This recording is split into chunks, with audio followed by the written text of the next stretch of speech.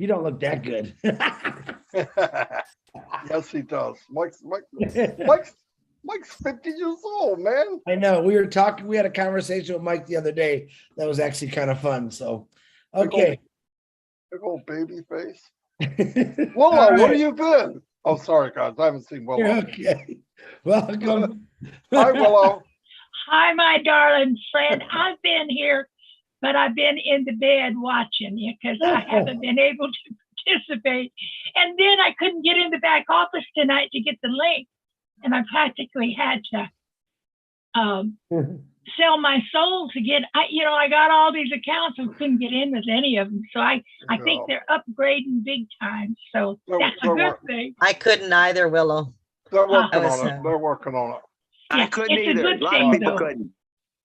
Yeah, I feel it. Marty, darling, I wanted to say something to you about what you had to say a couple of days ago about all of us, cooling our jets because the good things were coming and we're just damn fools to keep complaining. And I am so much in agreement with you, but it's so hard to be good when you when you get on, you think somebody might know some information, we tried to pull information out of everybody. But I was so proud of you that day that I cried and I had to leave. So I just want you to know you do make an impact, my darling friend. Willow, thank you very much. Same for me. You. Yeah, I love you too. You. I love all of you, really. I mean, you are the wind beneath my.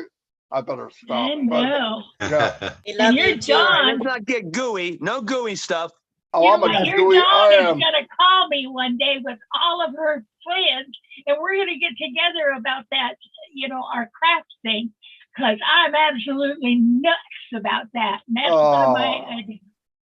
She brought over a Christmas tree today, and I go, "Where did you get that?" She goes, "It's an old book I didn't like, so I folded all the pages into leaves." And I went, "What?" Yeah, I couldn't believe it. She could do any of that. Amazing. Crap. Yes. Yeah. We're going to have fun when this launches by then. She's making me a doghouse right now. I'm just kidding. I think we're in Oblast. Go ahead, Chris.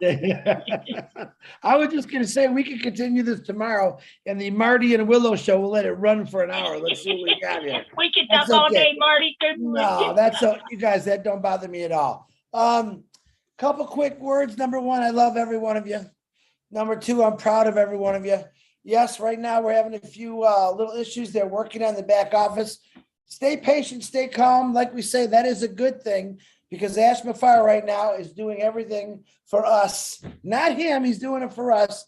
And just be patient. Here's the way I look at it. I've been in the back office for almost 4 weeks straight, literally.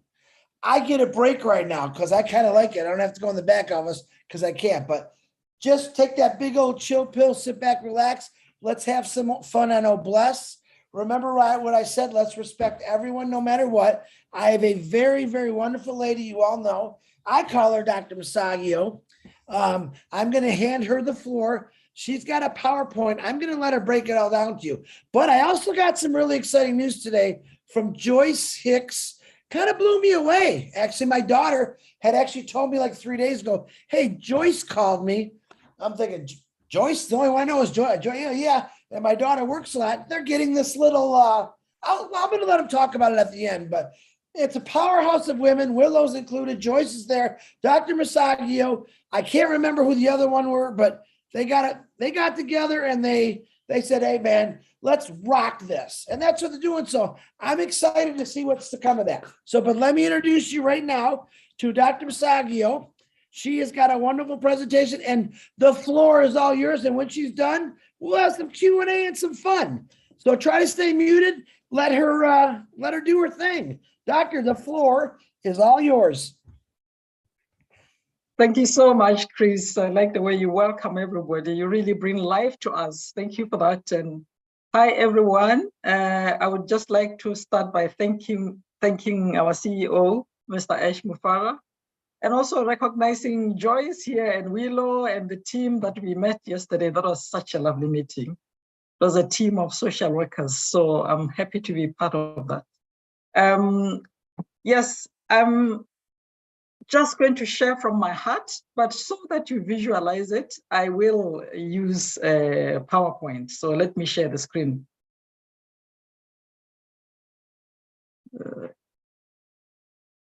This, yeah.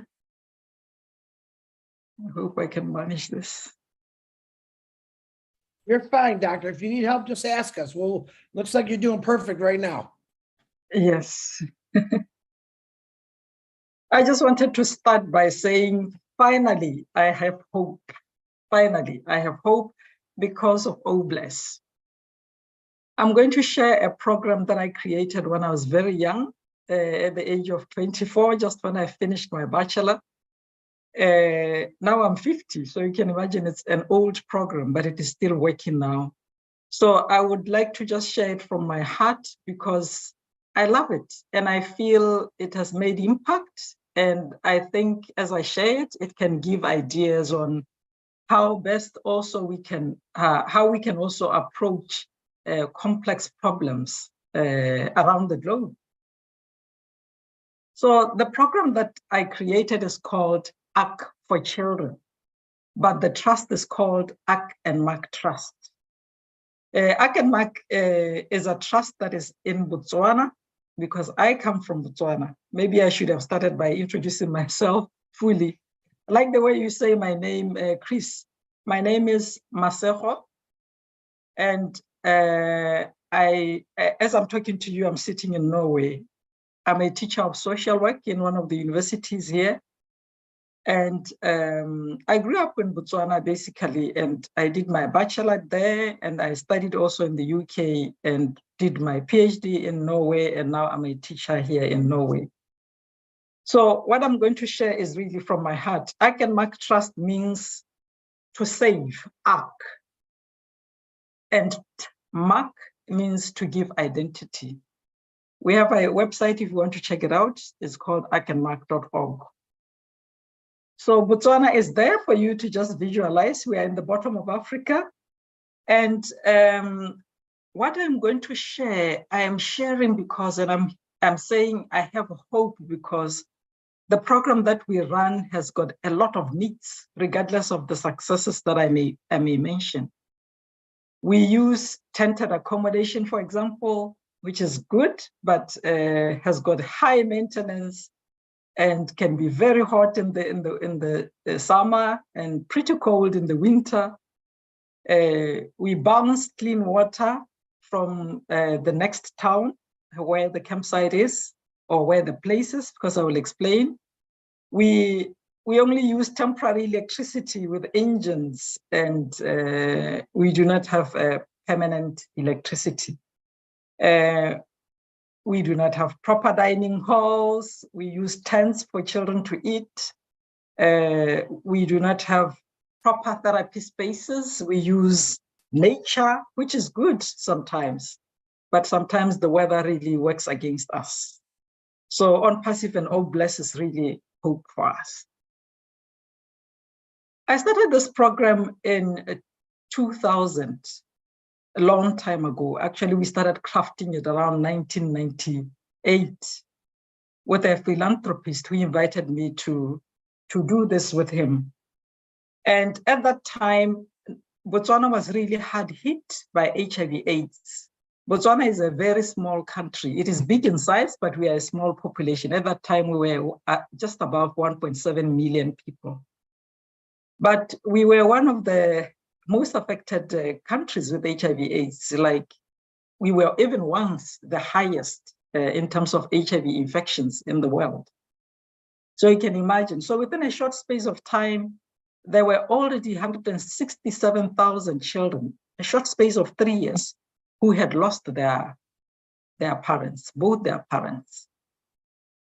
And now, as we speak, there are more and more complex problems that children are facing besides orphan children. So although we started this program for orphans, specifically for orphans, it is now addressing many more complex problems that social workers bring forth. You can see the graph there that shows the infection rate of HIV, it actually shows the number of deaths. In 1998, as you can see, the highest was in 1 year around close to 40,000 deaths in a year. So we call the program or the activity Arc Adventures Wilderness Therapy Program. And again, it's because of the mass orphaning due to HIV/AIDS in Botswana. When children lose their parents in a country that is developing, in a country that is poor, because we were poor at that time, even now Botswana is still poor. It is just amazing that we are classified as high-income country. Well, maybe the country has money, but the people are struggling. So when you lose a parent in a country like that, the safety net actually is affected. Even though it's a country that relies a lot in relations, extended family to support, and so on and so forth, when HIV/AIDS hit, actually, and many people lost their siblings, they lost their own fellow relatives. People started surviving on their own, keeping their own economy for their own families. And they would not want to support children from other extended, other relations. But even though they would take them in, sometimes they would abuse them.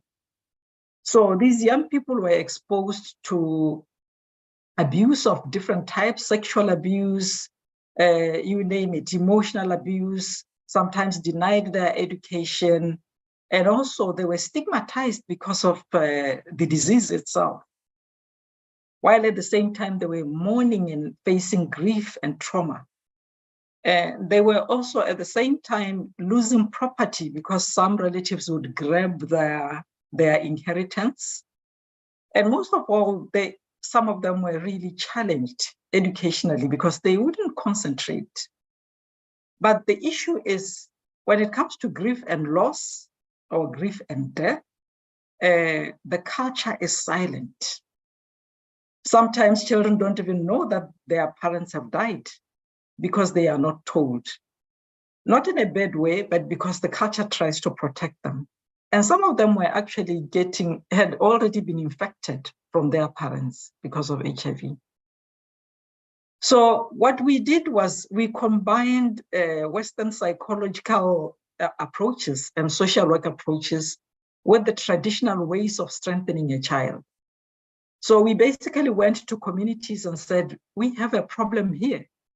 And of course, the communities had admitted, and we said, how do you deal with issues like this when children are challenged? But of course, communities did not know how best to do that. But they could remember, they said, most of them said, in our culture in the olden times, we used to strengthen young people by gathering them together in the wilderness and teaching them manhood and womanhood, educating them on how to take care of each other, how to be productive, how to care for one another, how to support one another in times of challenges, and to make them cohorts who would sustain each other for a long time. And it is true. Such kind of cohorts, I remember my father also participated in such kind of groups in the olden times. We called it initiation schools, and some of the African countries still have such. Some villages also in Botswana, like one called Muchudi, they still practice that. It is a culture that really was strong at some point in such a way that, for example, the University of Botswana is built through those cohorts. They would unite together and contribute to develop the country and their communities. So they said, that is the only way we know. So help us, and maybe you can take that approach. So we thought that was a beautiful approach. So we managed to get a piece of land, and through support of some philanthropists from America, we managed to set up a small campsite like that. And also we got some contribution from Botswana to do this. We tested this program in 5 villages from the start because we are just a non-governmental organization, a charity organization.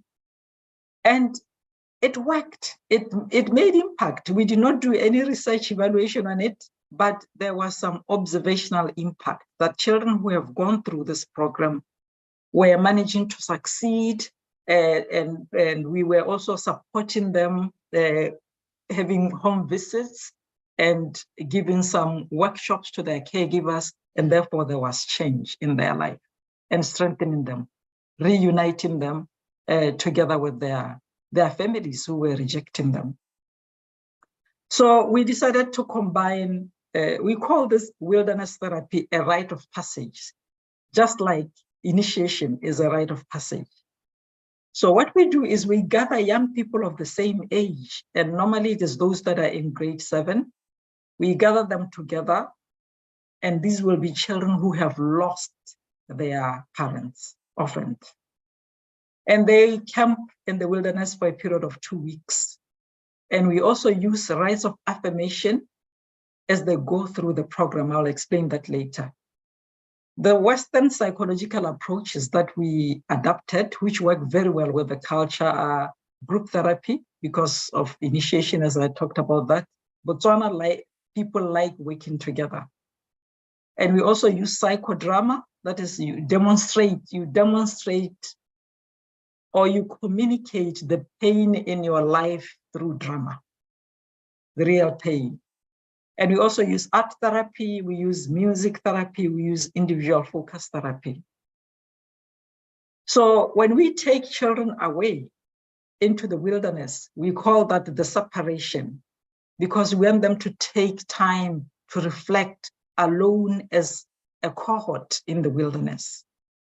And when they are in the wilderness, we believe they are going through a phase of transition where they are sharing from the heart their experiences, their traumatic experiences, and they also support one another in a very empathic way. And they also make resolutions together on what can we do. And sometimes there's not much they can do in terms of challenges that they face, but they can be there for one another. And then we take them back home and we call that the re-aggregation. When they get back home, the community is ready for them, the chief, the people around who are aware of the program, the caregivers who have led them or given them permission to go and attend the program are waiting for them and they welcome them. And these young people would give feedback to the community to say, this is what we learned and we are ready to protect each other. And then the community would support them throughout the 3 years when we are following them up. So this is the campsite. As you can see, it's a very rustic campsite. There is not much there, but children have got tents to sleep in and small beds and mattresses to use as well. So we love being there. As you can see, by the campsite, we have a riverbed. It's dry most of the time of the year and has got lots of shades. Botswana is very hot and sunny. So this picture shows children just distributed themselves around the riverbed and they're doing their artwork, expressing their trauma through art. This is just one example of, I got permission from children to show this. We actually have a book chapter on this as well that we published, and they allowed us to use their drawings. So this young person actually had lost their mom and their dad and only relied on their uncle. And here, I could not understand until I talked to this child. Here's a drawing of an uncle who was supporting them after the parents had passed, but now he had hung himself on this tree. Now, when I met this child, he was always wearing a polo neck, a t-shirt that goes up to the neck here. In very hot weather, like 40 degrees, he would still be wearing that. But now when I sat down with him to go through the art therapy workbook, he said, he took off he lowered the neck of the polo neck and said, can't you see? I also attempted suicide on the same tree. And the writing here is in Setswana, but he says, my uncle held my life in his hands. And when he passed, I also wanted to pass. But people passed around and they were able to rescue him. So he said, I have lost hope. I have nobody else to rely on. So he had nobody else, but the cohort of age mates that were gathered in the wilderness together supported him through. This is just an example. There's one example of a young person who was so traumatized because they believed that their community had bewitched their parents, so they have died. So they always have hallucinations at night about these witches and so on and so forth. So the program really tries to dig deep into the trauma of these young people and help them deal with it. Here are they discussing in small groups. We combine therapy in the wilderness with something more exciting or team building activities. So we've got small ropes and also what we call lower ropes courses, like this one is called The Wall. It's a challenge, they go through it. But as you can see, they are not even really safe because it's an exciting activity. It's a small wall, but they would need helmets. They would need some protective clothes to do this. Some of them are doing it even with their bare shoes. Sometimes we have shoes to give them away, but we are struggling a bit. So we cannot wait for Obless. This one is called the leopard crawl. They are just learning to work as a team. So these activities actually, they connect very well with therapy. For example, challenge courses like climbing, rock climbing. It's exposure to a very tough challenge. But at the same time, below the rock there, we have a group of young people supporting the other young person to go up and saying, you can do it. So they do it as fun. They really enjoy it, but we always reflect together and say, what did we learn from this? How does this connect with our trauma? How does this connect with what transpired in the therapy sessions? So half of the day they spend in therapy and half of the day they spend in these activities, team building activities. Like that one is called the pamper pole. You go up and then you come down from a very high height. But whenever they come down, they reflect on the experience and connect it with what they learn in therapy sessions. And this helps them. It's like metaphoric symbols that help them remember, I can do it. If I did it, I can do it even in my life. And we use what we call rites of affirmation because we believe that the therapy is very cumulative. Every time something new comes up for the 14 days that they camp, as we use different methods. So we then use what we call rites of affirmation. These are just symbols that they create themselves, and they can say, through this symbol, I'm expressing that I am strong. For example, in this one that you see here, we call it piercing grief. So this happens in the middle of the 14 days, like day number 8, where they would have shared their pain of loss. They would have cried together, empathized together, and supported each other in many ways. And therefore we say, haven't we pierced our grief? Because grief is hard to pierce. So what they do, they go into nature and they find a seed, any hard seed in the wilderness. And then they would use a hot piece of wire to make an opening through that seed. And they would thread it in a thread, as you can see, to be part of the necklace that will make a collection of metaphors for the rise of transformation or rise of affirmation. So here's a young child who is saying, I have pierced the hard shell of my grief. I have passed through the bitter fruit of my loss. In so doing, am I not whole? And then the group will respond, you are whole. I have let go of my pain. I do not know today what the future holds for me. But whatever comes to me, I will face it as the whole person that I am meant to be. And then he would also pose a question and they would motivate him more and more. Here, this one is called self-strengthening, and it happens closer to the end of the 14 days. And they also go in the wilderness and they pick a piece of wood, and normally it's a piece of heartwood. You know, when a tree dies, normally the heart of the wood it doesn't disappear easily. So they would pick pieces of heartwood and they would shine them like this young person is doing that. And they sit together when they do this. And these pieces of heartwood symbolize strength, that when my family died, when relatives and my parents also died, when I am abused, I remain. Even though many disappear, I remain. And then they brush the dirt of this hard wood, and they talk together as they do this activity. Then they shine them, put them through gloss and shine the piece of hardwood and thread it also through the thread to be part of the necklace. And they will also say some expressions, each one of them before the group about that. At the end of the 14 days, they graduate and each one of them gets a t-shirt. So they wear uniform to show that we are one and we want to support each other.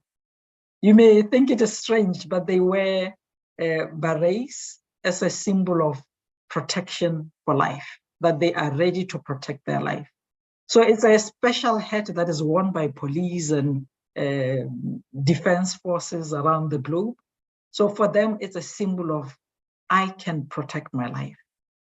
So it's not a fancy hat. They will keep it in their own little wardrobes or their bags when they get back home, but they will always remember it.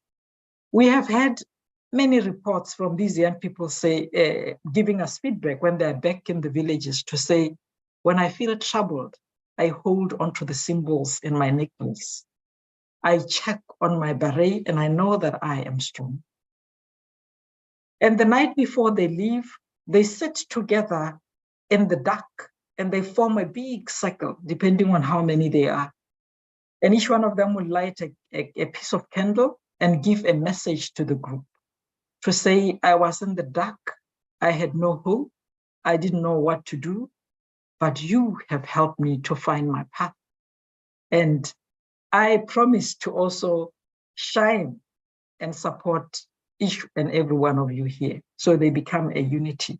So these are just symbols that if you enact, they remain for long in your mind, and you can keep remembering, even if a social worker is not there, or even if a teacher is not there. And it also reminds you that you have a support system. You can report to the next person and say, can you help me?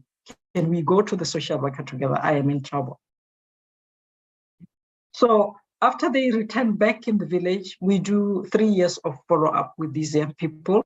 We meet them in their cohorts, and we also do follow-ups in their individual families.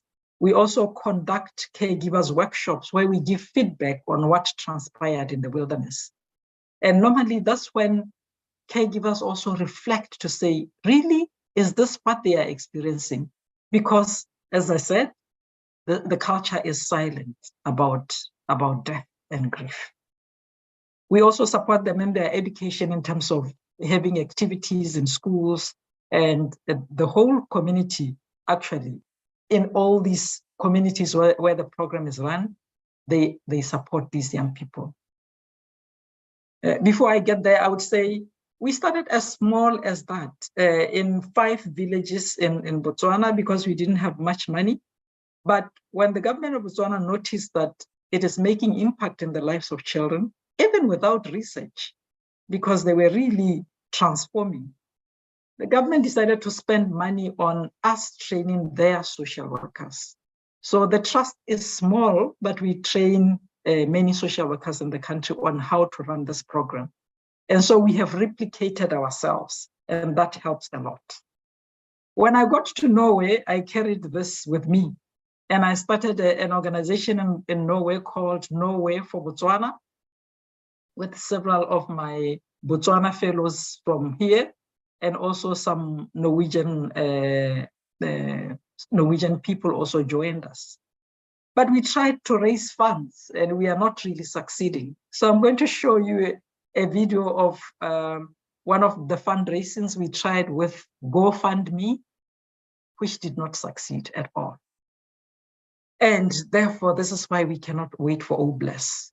At the time when we were looking for funding through GoFundMe, there were storms in Botswana, wind storms actually, that took away 50 of the tents and just teared them apart. And fortunately, young people were not there, or children were not camping, so nobody died, nobody was injured. But then it means the little homes that they use when they come to the campsite were destroyed. So we made this. I will try to share the video. I hope it works. My son showed me how to before he slept today. So let me do this. I'm told that I can do a new share and then go to here and share, and then make it bigger. And I will share the sound. I hope you can see it. Just let me know. So we're campaigning through GoFundMe to help build the campsite, basically.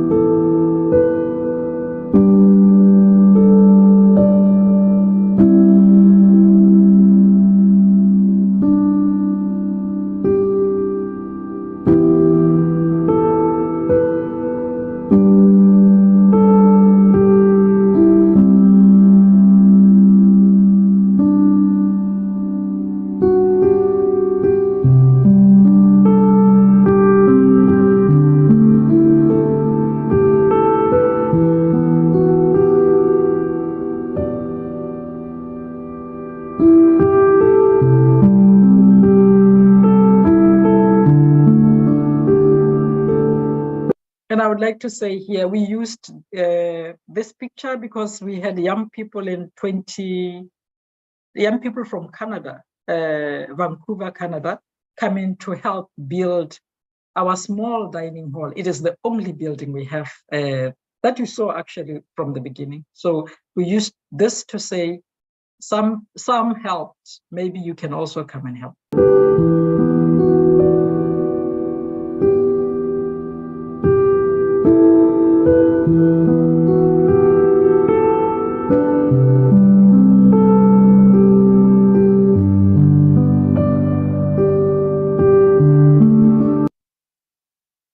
Oh, sorry.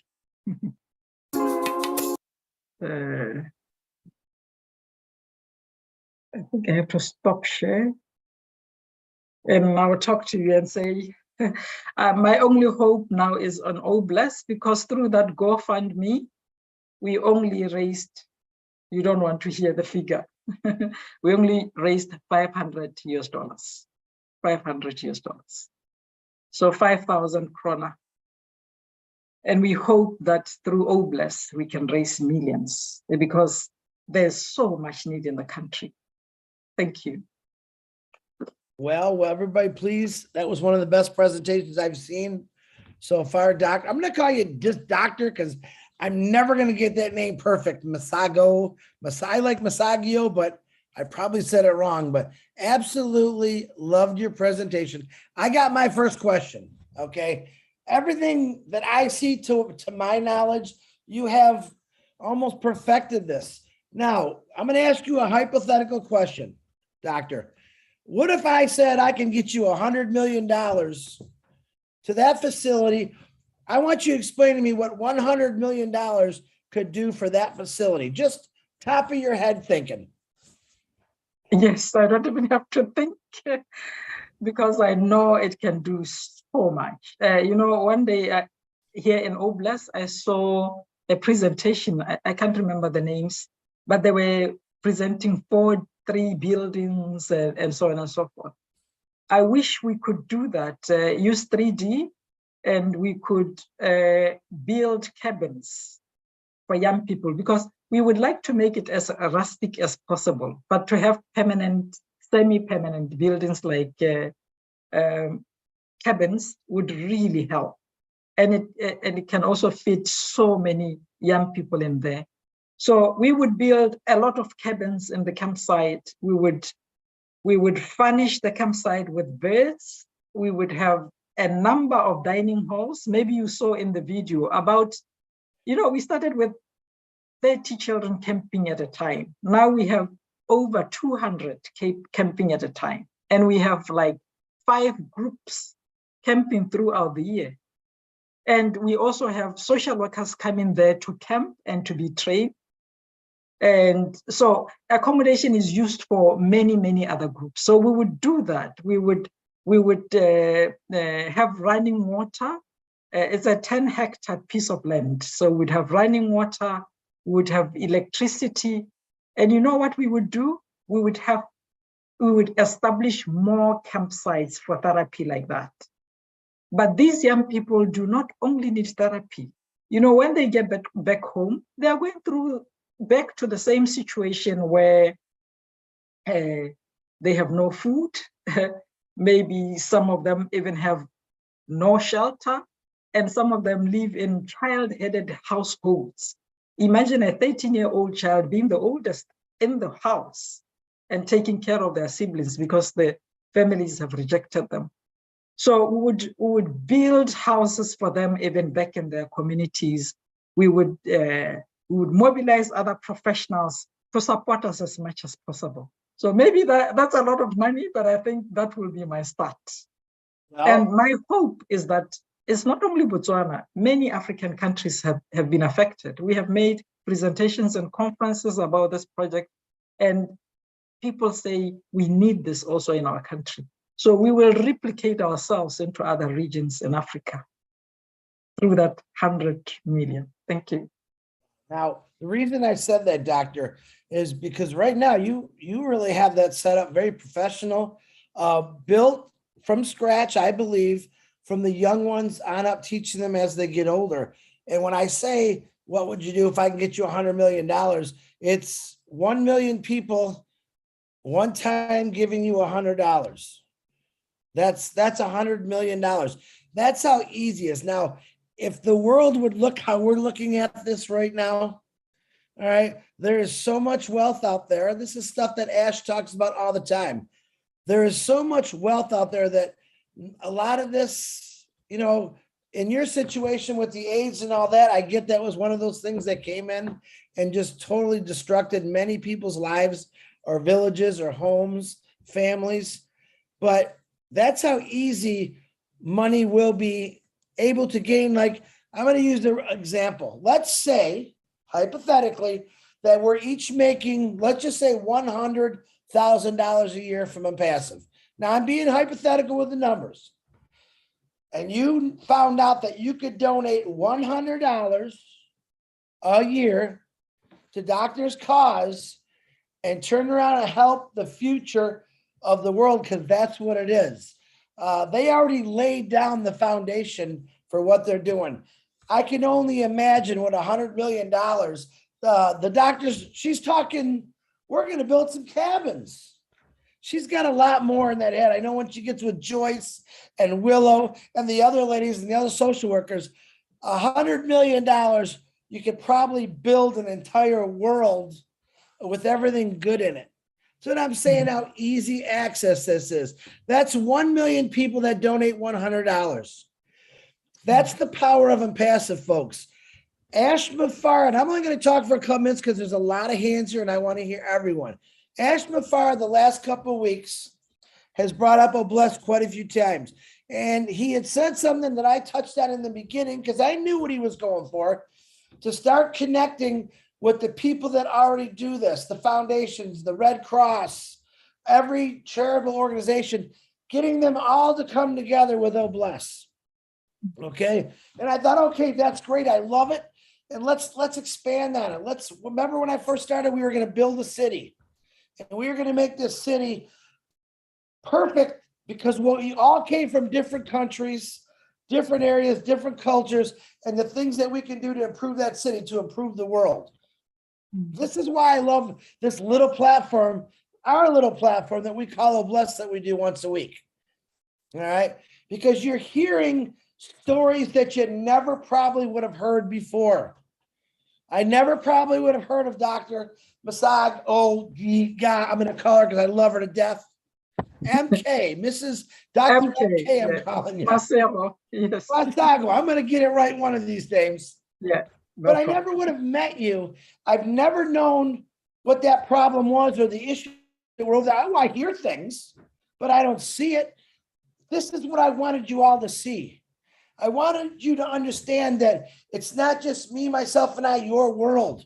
Your problems, most of your problems right now are nothing compared to a young child who lives over there or anywhere else in the world that lost their parents to disease or a bad storm. Maybe some of you already lived that life. All right. Some of you have lived that life. And that's why I believe God brought you here to this company called Impassive, because your wings, you always had your wings, but now they're expanding. They're getting bigger and bigger because you guys now, in this 44 millionth Obless show that I forgot to say in the beginning, are realizing what individuals, human beings, not, we'll say government officials, regular human beings can do for their communities all over the world, not just one, all over the world. And what the doctor's showing us is one. And what a quick donation of $100 can create. Now, we already know what the doctor's doing. We already know what the Red Cross does and all the other. Can you imagine the force, the power, and I say power in a good way, of what we can actually accomplish? Well, I don't have to worry about, higher ups, we'll say. I don't like using the other word. We shouldn't have to say, oh, well, I want to come in with these 116 people and we want to go completely crazy and help the doctor out and build this up bigger than what it is, get more people to help build these cabins. We know we have a company that could build structures like you wouldn't believe, pretty cheap. We know we got a company that can do 3D. I don't need to go get permission. This is how I think from, hey, I'm coming into your country. I'm here to help out because there's a beautiful doctor in here who wants to help your people live strong, excited, life, build things up for your country. I never understood why we need permission to help people. All right. Now, I'm not this big rule follower, as most of you know. I'm not going to bust into a country and say, get out of my way. I'm going to build some cabins. I'm going to get these kids some food. I wish I could. There are rules we're going to have to follow. But it's up to us to let these, we'll say governments, we'll say countries, say, listen, why do I need your permission to help these people out? I have individuals that are willing to come in here and to put money down to build structures, to get fresh food, to teach them how to grow food. Why would governments turn us down? That's up to us, guys, gals. All right, I'm going to stop talking. Doctor, I'm going to open this floor up to the hands in the air, and I'm going to let you run it. I'm not going to say another word. All right. Engineer Mike, please unmute yourself. Hello, everybody. Good evening, leaders. I am the only guy here with all the women. So to be a gentleman, I'll let them go and I go the last. Thank you. All right, Michael, very nice being a gentleman. Jean, it looks like you were the first woman. Go right ahead. Wow, that's so gracious, Engineer Mike. Thank you. Well, I was kind of hoping that somebody was going to go with something about the existing plans that Dr. Is it Katisi has put in place, but I want to take a different tact and say, if you are already using art therapy, music therapy, so I'm assuming that you have people coming in and working with the children with those therapies that may have training in those areas, because if the children, I mean, obviously the what I'm thinking of is monetization of two ways. If the children are creating art, so not the raw trauma-based art, that's very private, right? But if they're already creating art and it's part of what they're doing in their healing process, that art could be made available to the public to bring fees in, and that they could be sold and sent through the mail, or they could be sold digitally or whatnot. So that was one thought. It's a way for the kids to also feel great about themselves. They're presenting their art and people all around the world are purchasing it. I know I would want to, because they're beautiful. What the few things that we saw, painful, but I'm talking skill level, the artistic skill level. And the other thought was that if there's music therapy, perhaps the children could come together and write a song together, a song of affirmation, and then that song could be made available as like a download or put on YouTube. And you know what I mean? I'm just trying to think of ways that the children can use their creative outlets. If they're already doing that as part of their healing process, that there could be a way to bring in a little extra money before the big money of Oh Bless gets going. So it was just some thoughts that I had. Thank you so much, Gina. Do I say it correctly? Thank you so much for that idea, because some of them really need sustenance when they get back home. However, we connect them to other services, of course, because the government slowly, even though it's slow, but they try to support them with food and accommodation and other things, but it's just still so minimal. So we have never thought of that, actually, Gina. So that can be really great, because some of them produce really good art, like you could see in one of the pictures. Even though it's painful, it just shows some skill to a very good level. And yes, we have, I am not trained in everything. For example, I'm not trained in music therapy, but music therapy we just introduced 3 years ago through a colleague of mine here who is a clinical psychologist and traveled with me to Botswana to train the social workers. So they have started to do that. So, and an idea like that would work, producing a song, of toughness and unity, and I don't know however they would like to produce it, but that could make money for them in Spotify or something.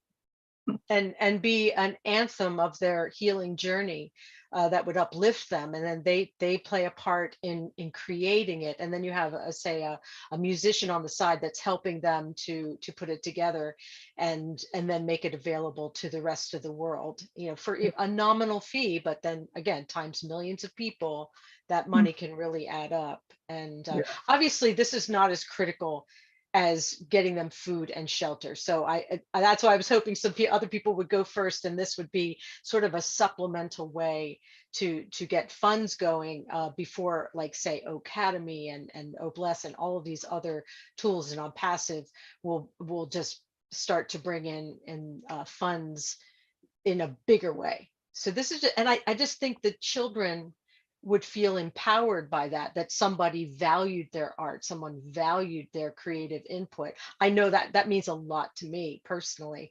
So it's just another way that they could be a part, like if the things were, say the artwork was being sold and you had a sort of an infrastructure there to mail them through the mail, they could play a part, almost like a business. They could be the ones, taking their art, putting it in the envelope. You know what I mean? Like it could be part of an activity for them. And that could be accommodated in the 3-year follow-up support activities, because they do have activities, but we have not thought of that, of more fundraising activities. That's very empowering. Thank you. Look at Gene. Again, comes out of nowhere. And you know what, Gene? It is important. I disagree with you. Yeah, some things, food and water is important, but obviously what you said sparked something in the doctor's head there, because she got real excited about it. So I appreciate that, Gene. You guys get in contact with each other.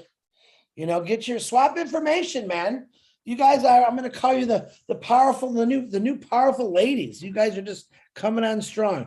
All right. Speaking of a powerful lady, a dancing machine queen, Marcianne. Please unmute yourself. Thank you, Jean.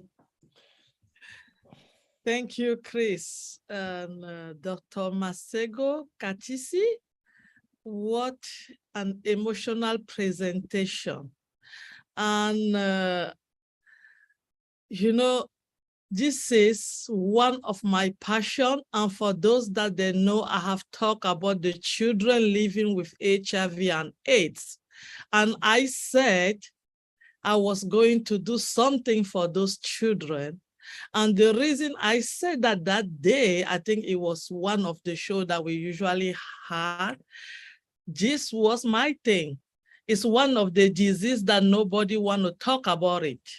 We all talk about cancer, about other stuff, but we forgot that this is a silent killing in our community and the generation of children that they are building our community. Children that they did not deserve nothing to have that disease they were born with. Nobody care about them. Dear sister, we have a program that we started it after Ebola, and today we are based in 5 countries in Africa. I'm going to connect to you because I want you to help me run the same program in those 5 countries. Because when Ebola started, children lose their parents. And we were so emotional. We have nothing, but we wanted to help those kids. We didn't know them. We started on our own, going out in different countries. We started from Sierra Leone. I'm not from Sierra Leone. We were flying over there and getting young girls, taking them and sending back to the training, helping them. Later on, we went to Zimbabwe, we went to Zambia, we went to Nigeria, and this year we finally got to my own country, which is Cameroon. It happened this year, and we get the authorization to do that. So this is the program that I was always thinking about how I am going to do this. And I'm going to tell you the story under it another time, and you will see why I really want to do this. I was crying. It was just touching me from the bottom of my heart because I know that nobody wants to talk about this, and people are dying silently. Family are rejected children. People are running away. They are hanging themselves because they don't know who to talk to. And you finally brought it up. And I am so glad and so happy that the program is there and you are doing so good already, believe me. And that platform that you put in Norway, we are going. I personally, I will get in touch with you. And believe me, by next year, you will be based in so many other countries. I will get you if you have to do anything on my power to get connected to the United Nations, because our project today is with the United Nations. We are recognized. With the United Way, we are recognized. We started it just like nothing, and today we are going very, very fast. And actually on this 18th of November this year, we are going to have a big fundraising gala in the Houston, Texas, which I am going to send you our website. You will see what we do. Sister, that's all I can say. I am so happy that you somebody finally think about those children living with HIV and AIDS, and we can openly talk about it without having any kind of shame, because it's a disease that nobody talk about. It's a shameful disease according to people, but those children did not do nothing to get born with that disease, and they are going to grow up and be human. And we want them to be themselves. We want them to know that they are value. We want them to know that they are just human and they can act and they can live and they can have their life running, and nobody will tell them otherwise. Thank you so much. I am so happy I did not miss this function today. I am very happy. I will get your contact and I will be with you. Thank you. Greatly appreciated. Thank you so much. And that's what we are facing. You know, we are even facing overlapping pandemics, HIV/AIDS, now COVID. COVID has killed so many people in African countries, including Botswana as well. So you'll find these young people are actually losing a second generation of parents, those that had taken them in. They're losing more even. So it's just it's a painful story, but we can do it. So thank you, Marciana. I hope we can exchange contacts and continue talking. Yep, if you ladies would like, Doctor, send them to me, or you can put them in your private chat on this chat, or send it to me and I'll make sure you guys each get each other's information. Thank you very much. Where'd she go? You hit on me again. Marcianne, you always have some beautiful things to do and help. So I love you for that, Marcianne. Thank you. Okay, we have the queen of impassive, Dr. Benny. Please unmute yourself, young lady with that beautiful smile. Whoa. Thank you, Brother Chris, for giving me this opportunity. I want to greet each and everyone. Good evening, good morning, good afternoon to each and everyone all over the globe. Outstanding presentation, Dr. Masengo, right? Yes, I think Gina made it easy by saying Katisi. My surname seems to be easier. Katisi. Katisi. I believe, first of all, I respect you for what you are doing. The PowerPoint presentation, I love it. Now, looking at the children, how they're working together, building a team, it is so amazing. If I may ask, we know that Africans are good in having large families. So what is the main reason of Botswana low population? By the way, I noticed that in 2021, the population, I think is 2,385,895. In 2022, you have 2.630. It's really, really low, right? So I'm just trying to find out, despite the fact that Africans, they like children, they love having children. So why is it that, what is the main reason that your country, even though it's our country, right, has low population? Yeah, should I answer that? I don't have the whole answer, but we have always been small, basically. And then, of course, after HIV, many people dying, it also affected the number of people there. I remember we have lots of motivation from government to have children, actually. Like in Norway, Norway also has got a lower population, and the minister is always saying, have more kids, have more kids. So actually during HIV/AIDS scourge, when it was really called a scourge, there were articles that Botswana will disappear because of so many people dying. But thank God to ARV drugs that really helped people to have more life or longer life. Yeah, otherwise, besides that, HIV/AIDS and now COVID-19 has affected the population to some extent. We have just always been small, but it's been reducing. I mean, a number of children to a family has been reducing over and over the years. For example, we are 9 in my family, 9 siblings, but we are an old family. I'm the oldest, I'm the youngest, sorry. I'm the youngest, for example. But now I have 2 kids and my siblings have 2 kids each, so it keeps reducing like that. But otherwise, maybe we have not been like many other African countries producing more. I don't have an answer otherwise. No problem. Anyway, I noticed that because of the HIV, these children will really need serious counseling. Hopefully, because of All Bless, when the time comes, I will, because I have a master's in counseling as well, I will be there with those children, and when the time comes, we can work together so I can communicate. I will make them happy. Anyway, thank you. Thanks very much, Dr. Benny. we'll always need additional professionals. So thank you for that. There you go, Dr. Benny. Thank you very much for those, your thoughts, your kindness. Always appreciate that. Look at that, Doctor. We got staff coming your way now. Look at that.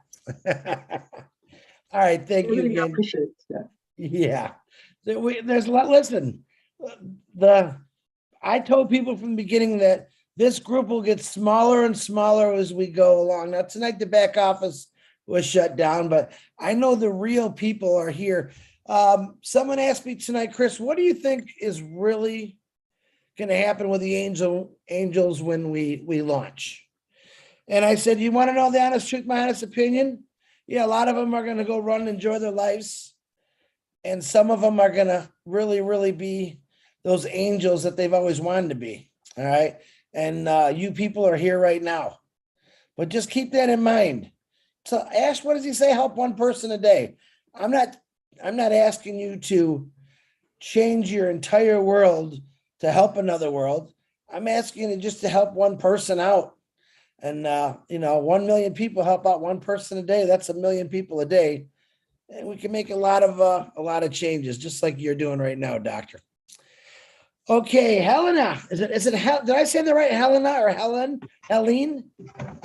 It's Helen. Oh, I should have just said Helen. Don't worry about the E at the end. It's Helen. I'm taking that E off after you leave. In French, it's Hélène. That's, yeah. Good evening, Chris Johnson. Good evening. Good to see you. Good evening, everybody. It's always good to see you all and hear a lot of good things. Thank you, Dr. Katisi Masango. That was a wonderful presentation. It brought me tears in my eyes. I've always had a soft spot for children. I've worked with children, but I didn't work particularly with those of AIDS descent. It's always hurting to find children left on their own and not knowing what direction to take. If it hurts as a mother, it hurts. So I've worked with them. I've worked with underprivileged kids, with Save the Children. We have Save the Children here. I think we can get close to Save the Children to help us with these children again in Africa, because of crisis and other political influence. The Save the Children offices closed in many countries in Africa. So these children have been left unattended, left to us Africans who don't have the means.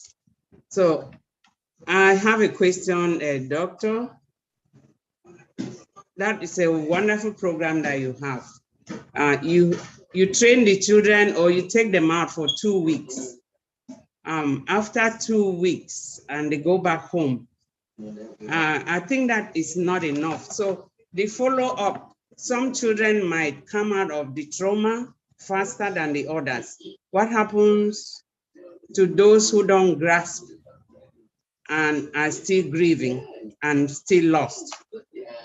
Do you have a program to follow up those particular ones? Yes, maybe you missed that one. I shared that we have a 3-year follow-up support with them. So we follow them up for 3 years. They need a lot of intervention, actually. It's not only just learning to express themselves and sharing with the rest of the cohort in the wilderness, but grief is so complex in a country like this because it comes with poverty, with grabbing of property, it comes with abuse, it comes with challenges in education. So it's very complex. So in the 3 years, when you follow them up, we connect with different other services to refer them to. Okay. But again, this is a developing country, so it's not really much. But the fact that we are there, the fact that they meet so often together as cohorts, and that schools are aware of this program and teachers sometimes call them and address them. People are aware that they are there and they need support. And also caregivers, when we conduct caregivers workshops, we call them therapeutic workshops, because they are also grieving and they may be passing the pain to these young people, and therefore abusing them because of their frustrations and so on and so forth. So they also get some skills on how to deal with their own traumatic experiences and how to support the children. So at the end of it all, the family we make impact on families as well. And normally these children will have younger siblings. And because we run the program every year from each community, younger ones will always look up to say, I am next, I'm the one going to therapy the next year. So there is that continuity, and the fact that now the government of Botswana replicated through social workers, then we have these trained social workers all over the country who are there for these young people. And again, it's not perfect. Yeah, it's not perfect, but we do the best we can. Okay. Thank you so much. Thank you. I shared a video link. Somebody asked if I can share a video link. So okay. I would love to connect with you because I've worked with children. Yeah, my second question is, these things you have not gone deep enough on a wide scale because, as we know, financing is always a problem. So now that we're going to have enough money, what is your what do you have in mind to make it better? Yeah, maybe I can just add to what I shared earlier as Chris asked the same question. But, I have seen these young people transform. I meet them at the age of 13, and I've seen some of them being challenged educationally because of the trauma, getting E's and D's at school. But I have several examples of them, one of them being even ended up being a medical doctor. One of them is an engineer, some of them are teachers, all because trauma can cloud your mind and your emotions, and you cannot concentrate at school. Yeah. But after they learned to deal with their trauma, then they were able to focus as we walk them throughout the years. So I've seen that make impact. But so some of them are able to then work and establish families and so on and so forth. But others still have challenges. So I really like on passive. So I'm looking forward to helping many of these young people, especially the now generation and those that I've seen in 2000, to go back to them and help them be resellers on passive, actually. That would be more empowering, I think. But also to connect to fellow social workers like we are doing with Joyce, to try to say, what can we do together as a blue? And I'm happy that some of you are coming up to say, connect with me. I'm in another African country. We can do more together. Because it's not an easy program to run. I want to tell you. When I was young, when I was like 26, there were so many of these young people, and sometimes we would be two social workers doing this, and story after story after story, painful stories. I ended up not being able to cry. I had to go for therapy to learn how to cry. Oh boy. Yes, because I was always closing in my tears for their support so that I am stronger for them. One session after the other and after the other. So that really made me suppress my emotions. So I had to go for therapy myself. So it is not just an easy program, even though we can roll it out globally.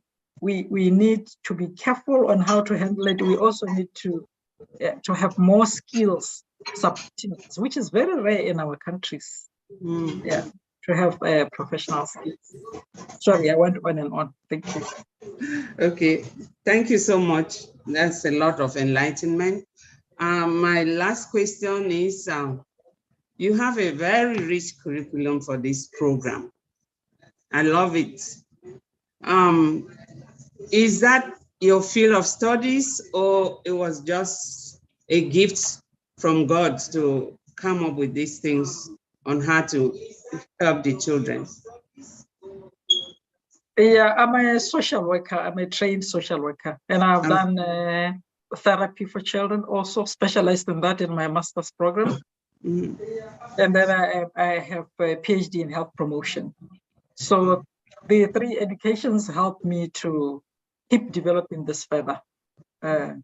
So I'm doing it as a professional and training my fellow people back in the country. But I think normally when we choose professions, it's connected to the way we grew up as well. So my family background has influenced me to give a lot. Okay. Thank you. Thank you, Helen. Guys, I apologize. I got a dog who wants to be fed and taken outside, and it's raining. Hey, I got some news here. I want to stop what we're doing, and I want to bring on Marty DeGarmo. He has an update for us. So, Marty, if you could please unmute yourself, please. Thank you, Helen. That was wonderful questions. You're welcome. Yes, beautiful. I love children too. As you know, we're raising our grandchildren. They're the most valuable resource we have, correct? Anyway, yeah, I was chatting with Ash. They're coming up with a new video from the company that we will be able to use. And there'll be press releases that they're coming up with. They've been in communications with Be In Sports, which is out of Qatar. They have a very good relationship. Things are going very, very well. So, but he'll have stuff that we can use. It made sense because we were going to Be In Sports to begin with. We just didn't get all the details, and everybody in Unpassive, as we are, we go crazy and start making posters and everything else. So, but they're going to have a guideline of something we can use. It'll be really nice. As far as the site being down, the cloud team, I want to make sure I say that right. I told somebody else said clown, but the cloud team is working on what's going on with the website. He said it'll be fixed very quickly. And other than that, everything is get prepared to live the life of your dreams. That's all I have. Oh, one more thing. One more thing. Hello, Nancy. I see my sister Nancy's here from Papua New Guinea. See her? I wanted to I'm talking to. Go ahead. What? I just want to say, can you repeat that again? My dog was barking. I'm joking. I'm joking. Thank you, Marty. You want to call someone to write that note, and they can put, I'd say put it in the back office, but that ain't gonna do no good right now. All right. Appreciate it, Marty. Guys, you can don't make a poster. Just tell your team, please. Okay. And Nancy, yes, I will get to it. I'm very excited because I haven't heard your beautiful voice in a while, but let me see. Gladys Navarro, I'm always excited. Listen, all my beautiful sisters on here. Gladys, unmute yourself, please. Thank you so much, Brother Chris. Thank you, Marty. Thank you, everyone, and more especially Dr. Maseko. Thank you so much. What you are doing in Botswana is amazing. You keep on saying it's a small project. It's not small because you are touching lives already. And I know you could do it at a very large scale and in several countries, but you have limited resources. But you have used every single thing that you have to give those children a future of hope. So thank you for that. I'm so happy that you are following up on those children, even though, as Sister Helen said, the training is very short. And we know when a child loses a parent, and to make it worse, both parents, life is never the same. And when they get, second generation parents or second set of parents taking care of them or caregivers, some of them do it out of love. Some of them do it out of the need that they are the next people in the family. They have to do it because if they don't, what will the community say? And so really you find there's no that deeper connection between the caregiver and these children. I was filled with tears. I tried to hold my tear. I tried to do so when I'm in public, but it's very hard to imagine that those children are being abused. And that really damages them emotionally, damages them physically, and damages their future. And so I'm happy that you are doing the best that you can, but surely with all blessed, I believe that these children will have much, a more streamlined structure where they can live knowing that they are secure, whereby they go to bed not wondering what they will wake up tomorrow to. And so please continue doing what you are doing. And we want to replicate that. That is not happening only in Botswana. It's happening in many countries around the world. And I would like to take your program to Kenya, because there are children that we are helping, but we don't have such a structured way that you are doing to train them to be resilient, to give them a structure whereby they can relate with their peers. Because at that age, when I looked at them, their peers, their age mates are very special to them. And the worst that you can do is to take that away from them. So I want to really partner with you and make sure that, those children, whichever country we are going to replicate that. I'm glad that you are in Missionaries for Africa. And that's where we have come together from, all the countries of Africa to work together as a team. And I believe that through All Bless, we can be able to do something to give a future and a hope to those children around Africa. Now my question comes regarding the caregivers. When you encounter that children were living in a certain family and they have been abused or mistreated, because I know in Kenya, the law is not as, in Africa in general, I don't know about Cameroon in specific, but most countries in Africa, the law is not strong and against the people who do such crimes. And sometimes even family members sweep them under the carpet. What do you do in that case when you encounter that children are going through that? Do you move them to another family? What do you do? Or have you been in that situation? Yeah, many of them, many situations like that.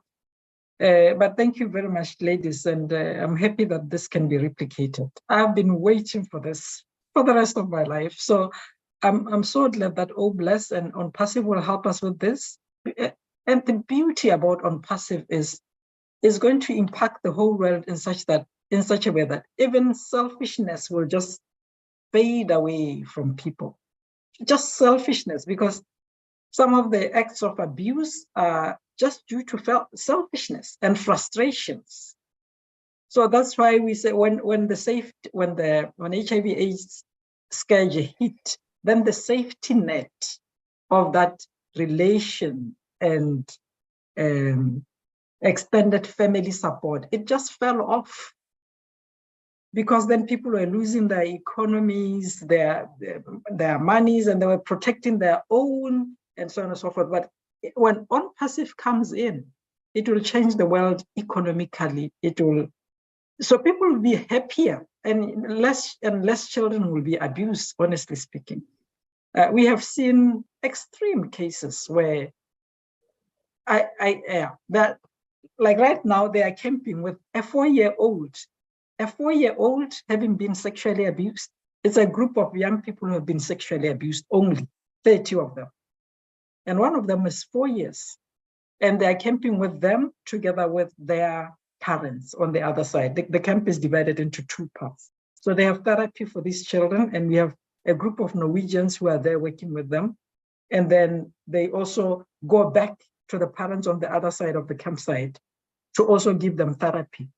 And at some point they will meet. I was shocked to hear that a 4-year-old is also there at the camp. So yes, in terms of the follow-up support, as I said, we connect them with different other services. We cannot do everything. So social workers normally help in that case, ladies, and they refer them to, some have been moved to SOS because of the extreme levels of abuse.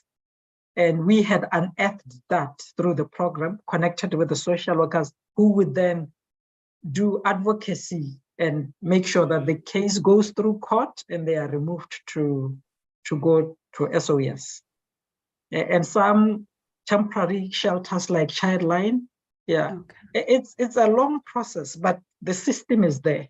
It's a long process. Sometimes it's challenging for social workers because they also multitask, because they have so many clients while they are just one person.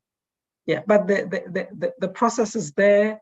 The law is there to protect the children, but sometimes some of them don't get help because of that. Yes. Yeah, it's very traumatic. Yeah, some children have stories of having their parents die in their hands, and I have seen it also myself in my home visits when I was younger. And now I'm a bit away from the experience, but because I train social workers, there are more and more cases that I just can just shock you, and very inhumane. Thank you so much for that answer. And I think that gives us something to work on as founders. How can we change the situation? Because maybe these children they have no lawyers, because even our parents don't have lawyers. And as founders, this is something that we can do. We can maybe start an organization of pro bono lawyers, whereby when these children are victimized, they have somebody who can speak for them without them worrying how they are going to be paid. And regarding what Jean said about these kids putting their talent into practice, maybe, healing through music, if they want to record a song, is something that is doable and it works. Music is therapy in itself. And some children can express through music by writing their own lyrics. All that they need is to be guided, and to be guided how to record. I will encourage that also, and I am willing to work with you. I can, guide you how we can help them, for them to be able to record their own music, prepare them for that and what to expect and how to put it on the platforms digitally, so that even if they don't put it immediately, it will help them. It will improve their self-esteem. It will improve their talent. And I pray and hope that your model will have its own school whereby you will be able to recognize talents. Because back home, we are told you have to go to school, you have to get good grades. But it's time that we start now rewarding those children who have talent, but who are not able to understand, to study books and get A's, but they can excel in what they are good at. Thank you very much. Yes, thank you. Yeah. And sometimes some of the tools we introduce is because the children are themselves saying it. Like music is very traditional in Botswana. People just easily start a song. So we realized, like, as you saw them sitting there in the riverbeds, as they do their art, some of them are singing. They are singing, and we kept listening to these songs. And I remember one song that really struck me. This child was singing like, "I'm working in the field alone. I have nobody to help me. I'm working in the field alone." And then I asked him, and he was using this metaphor to say, I am an alone orphan and there's nobody else supporting me. And they were using the field because it's a metaphoric thing in Botswana, or it's a practice in Botswana that when you have a field, you call neighbors to help you. And he was saying, I'm working in the field, I'm alone. I have nobody to help. So they have such deep-seated messages through song. I agree completely, ladies. Wow. Listen, I don't know, but hey guys, I would just put your hands down. I think these ladies got this, man. I mean, come on. Before I go on to the next hand, Miss Willow, I do apologize. My little brother Marty would like to give you another update. Marty, please unmute yourself. Go ahead. I just want to clarify something. I kind of downplayed on how things. The company's in direct communications, with FIFA. Okay. Yeah, Ben Sports is involved, but they're in direct contact with FIFA, and everything's going really, really well. And like I said, we'll have a video, and we'll have there'll probably be a news post or something that'll go out that we can use. But when I listened to what I said, I realized I'm kind of downplaying. It's not downplaying. This is big. They're in actual contact with people themselves. Ben is a kind of a pivot point like ESPN is in the United States. But yeah, they're in direct contact with people. I'm sorry I didn't say that earlier, but that's me. Anyway, Marty, I'll try not to interrupt again. Yeah. Oh, you're okay, Marty. I want you to specify that. Please, nobody put anything out there, right? Yes. If you don't get it from the man himself in the back office, or he says, here, you could use this, please don't. I've seen some of the most beautiful posters, but don't do it. FIFA and these big organizations have ways they want to do stuff. That's all. And we just got to go by what they like and what they don't like. It's not a big deal. But we are teaming up with, as you know, one of the biggest sports events in the world, if not the biggest. So it's important that we do exactly how they like us to do it. But everything, the communications are absolutely great. Ash couldn't be happier. I just wanted to pass that on. I just wasn't the best reporter on the job. You know what I mean? So I tried to make it better. Anyway, I believe this is all I have, unless I get another jolt in my phone saying, Blockhead, I want you to, no, I'm just kidding. But that's what I got. Thank you very much. Very good. What Say I'm the other hearing thing while you're on here. Just give a real quick update on what you said a couple minutes ago to me. Say it real quick. I can't remember what I said. Yeah, you Just can. give me an idea real quick. 30 minutes. What's going to be where it was in 30 minutes? Give them. Go. Oh, they're working on the O Network. They found the problem. It had something to do with O Network. Okay. So they're revamping it. It should be done in the next 30 minutes. And we should all be back in there and playing in the playground if I'm passing. I don't know what you guys doing there, but So, you know what I mean. On that note, with the errors that we've had the last couple of days, I'm believing that that's what Ash has been working on, and that should be able to be fixed, that situation. Everything's been getting better. Okay. Listen, when you're working with something this big and that much coding, you do one thing. And remember, if you ever saw coding, a little dash could wipe out a whole part of a web page. I mean, a little triangle could just make it obsolete, not work, not show up. So, but these are the best of the best. They just got to go back and trace it. Remember, anytime they make an adjustment, they copy what they have first. They make the adjustment. If there's a problem, they can go back and trace whatever it is they might have skipped out on by accident. It's not a big deal. This happens everywhere. Thank God we have the best of the best. Anyway, that's it. Yeah, 30 minutes, we should be up and running.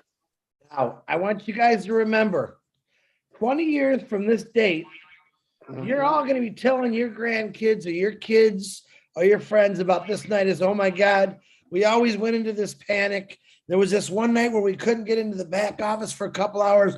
We were all going crazy, and Marty came on and told us different. 22 years later, as you're sitting in your really nice houses with your really nice cars and your really nice clothes and helping all those people with Dr. Rasagi, Katsi, I'm never going to get that name right. I apologize.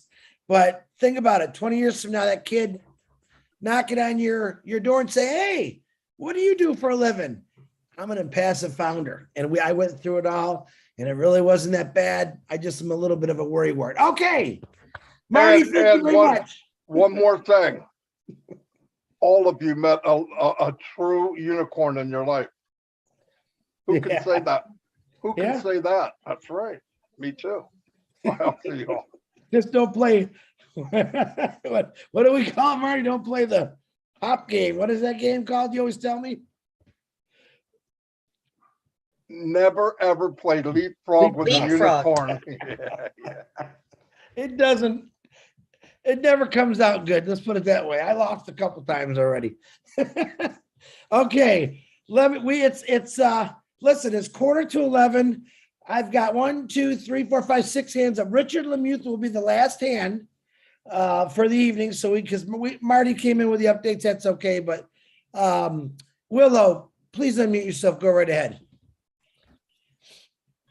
Oh, Dr. Macejo, I am so honored to be in your presence again and to work with you. I think that when I met you, I told you, I said, I saw your presentation before and I was weeping like a baby when I had to leave the webinar.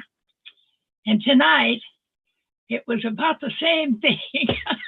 And I would not begin to tell you how to make changes to your program. However, I'm working on similar things with Native Americans, especially at Cheyenne River Reservation, where the deprivation and the poverty is like a river that flows over the young ones. And the abuse and the alcoholism and all of that, all of the things that you deal with. And I am so interested in knowing all of your techniques because I think they're going to be applied across the world. However, I have one suggestion, if you would allow me. I nominate and I take care of, through an agency, 4 young kids in Peru. And they're my babies. They let me adopt them. On paper, of course, you know. And I contribute through St. Joseph's organization for each one of the children. And they can contact me and we can talk back and forth. They can let me know when they're in dire need of things, you know, and if I can supply it, I do so.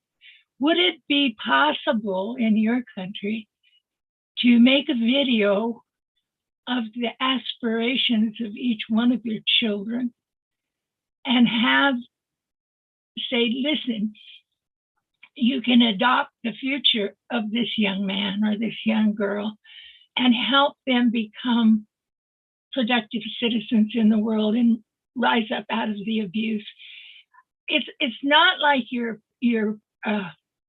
putting the kids out there to ridicule.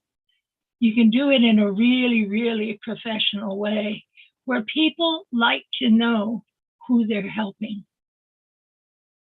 A group they will help. I found this out the hard way, Dr. Macejo, and I don't know, Macejo, I don't know.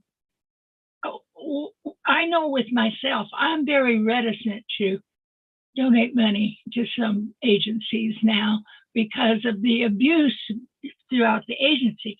But with the group that I've got, it's a Catholic organization. And I thought, well, I was pretty safe, you know, with going with the priest in Peru. And I was and have been. And I saw 2 of my children complete their education. And they're back in the system helping others. And so it was so rewarding to me over the years to see the progress of 4 little kids that had been thrown away like garbage become, you know, much more.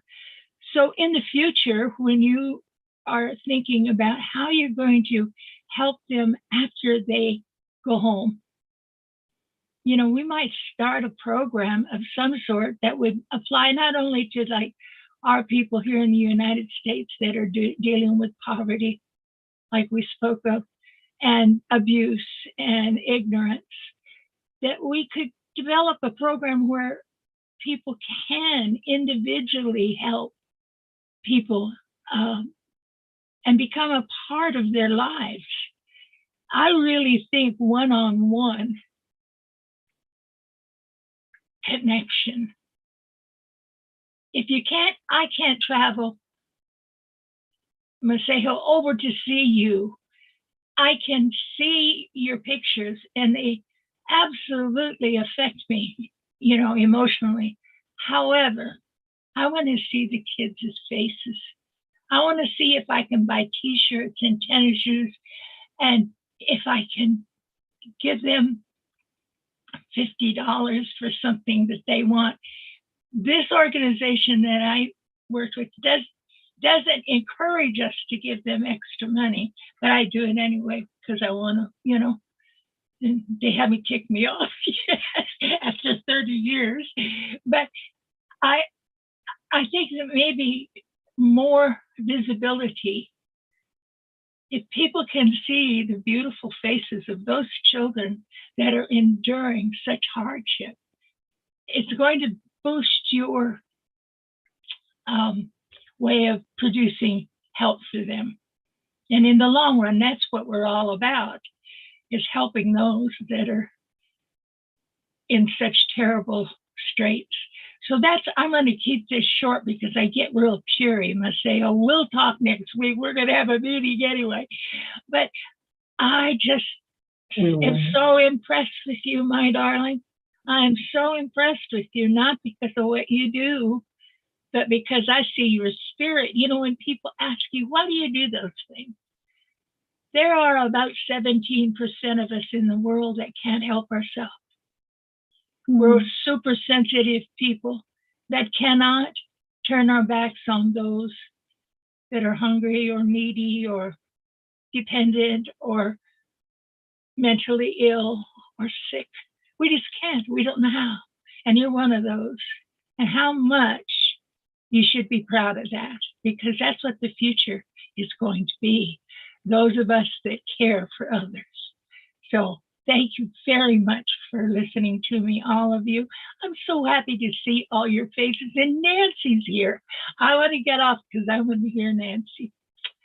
Thank you so much, Willow. She's wonderful. Thank you, Maceo. You know I'm already your fan. Yes. So we'll talk again. That really touched my heart. Thank you so much. Doctor, before you answer my beautiful sister, I have an update. I'm actually talking to Ash Mafara right now, because if you look at my brother Marty, he's not paying attention. So he's seen I was paying attention. I'm going to read this. He said I can read this to you. So hold on, ladies. I do apologize. We will continue this here as soon as I tell you this. I want to say it right. Brother Chris, you can share this. Love when he starts out that way. Today I had a meeting with one of the traffic vendors. We have been in touch lately. It's one of my old connections. They looked at him passive, so I asked, what do you offer us today? Their answer was, we are ready to join forces with you in Unpassive. Woo-hoo, if you don't know what that means home run grand slam, okay? Would you like to buy us? They said. Would you like to buy us out is what they said. They have 120 employees. And Ash said some things I'm not going to repeat, but he has some thinking he has to do. He also asked me, he's typing me right now. So 3 o'clock, Marty, you're fired. 3 o'clock. Let's see, Thursday at 3 o'clock. Company update instead of, okay. At 3 o'clock Thursday, we are going to have a corporate webinar with Ash Mafara, and he's still typing. Instead of selling us traffic, what he was saying, seeking us as the company. So now, if that doesn't make any sense to you, you remember when Ash said that you can never fail as a founder, doesn't matter who you are, what your status is. What he just said right there, and he's still typing. He's still typing right now. Listen, you're not going to sleep tonight. I don't want you to sleep tonight. I want you to understand, we're all worried for the last couple hours because we can't get in the back office. What's this guy doing? He's working for you and me and nonstop, and he's still texting. The hunted, not the hunter. Throwing that one in there. One of his one of the sayings he loves the best. Company update: instead of selling us traffic, seeking us the company, selling us the hunted, not the hunter. You got to wait till Thursday for more. All right. I'm not giving any more away. This is enough. I put a little sugar on your spoon, Marty, because Marty was probably trying to get his headset working. So Marty, Thanks for letting me do that, even though I don't think you knew I was doing it. He's typing again, but I want to, let me finish him. Okay, what I'm saying is we asked him to sell us traffic. They said, why don't you buy the company? You get it? That's pretty big. They're asking us to buy them, put them in, because they see how big we are now. All right, this is what we don't see as founders. This is what Ash Mafara and his engineers and his lawyers are looking at, talking to these people. We don't ever see that. Probably because we'd all dropped with a heart attack every day, like, oh my God. All right. Chris, 3 o'clock Thursday? 3 o'clock Thursday. All right, I'll go set that up. Okay. Because my condition was we must be exclusive. And that's what Ash was telling him. Let me repeat that again. What I'm saying is we asked him to sell us traffic. They said, why don't you buy the company? Because they see how big we are now. Because my condition was we must be exclusive. You understand that? Listen, I try to get Ash to come on here and say it. Because honestly, I get more excited when it comes right out of his mouth, but this is just exciting for me. So I think he's listening on here. Thanks, Ash. I think you got 116 very happy individuals right now, me being one of them, and we appreciate it. All right, you go back, you go get some sleep. I'm going to go back and finish this up because I have some amazing, oh, he's typing again. Amazing ladies. I got Willow just asked him, oh, he's watching us on YouTube. So everyone say, hi, Ash. Unmute yourself. Say hi, Ash. Thank you for that great info. Hi, Ash. Thank you. Hi, Ash.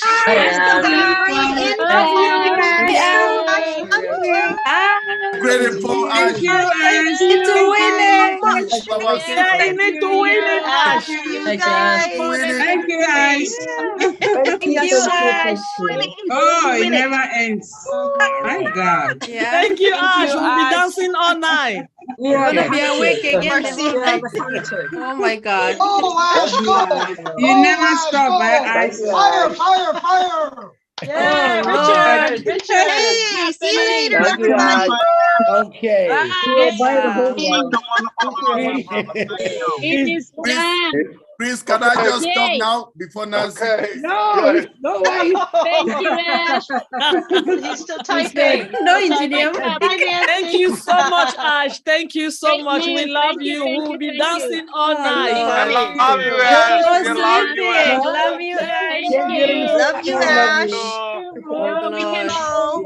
Wow. Can you just Thank we you, want to thank see you, his thank face? you. What? We want to see his face, Chris. Thank Hold you on, for everything. Karina. Thank you for Karina. everything. Hi, Say, Karina. oh, now you're all Sorry. waking up. He's saying, now. Oh yeah, we want to see his face. Can we see his face? No, he's Yes. texting me. He's just Can we texting see me right now. Ash's face? No, no face. Listen. I don't like Corina. Man, He's getting some sleep. Let him get some sleep. Corina. What did you do? Yes. Sleeping bear. Hey, They Roy wanna Davies. see you, Ash. They want Ash to see you. doesn't sleep. No, Ash Natalie. is always Sorry, walking. I'm talking to.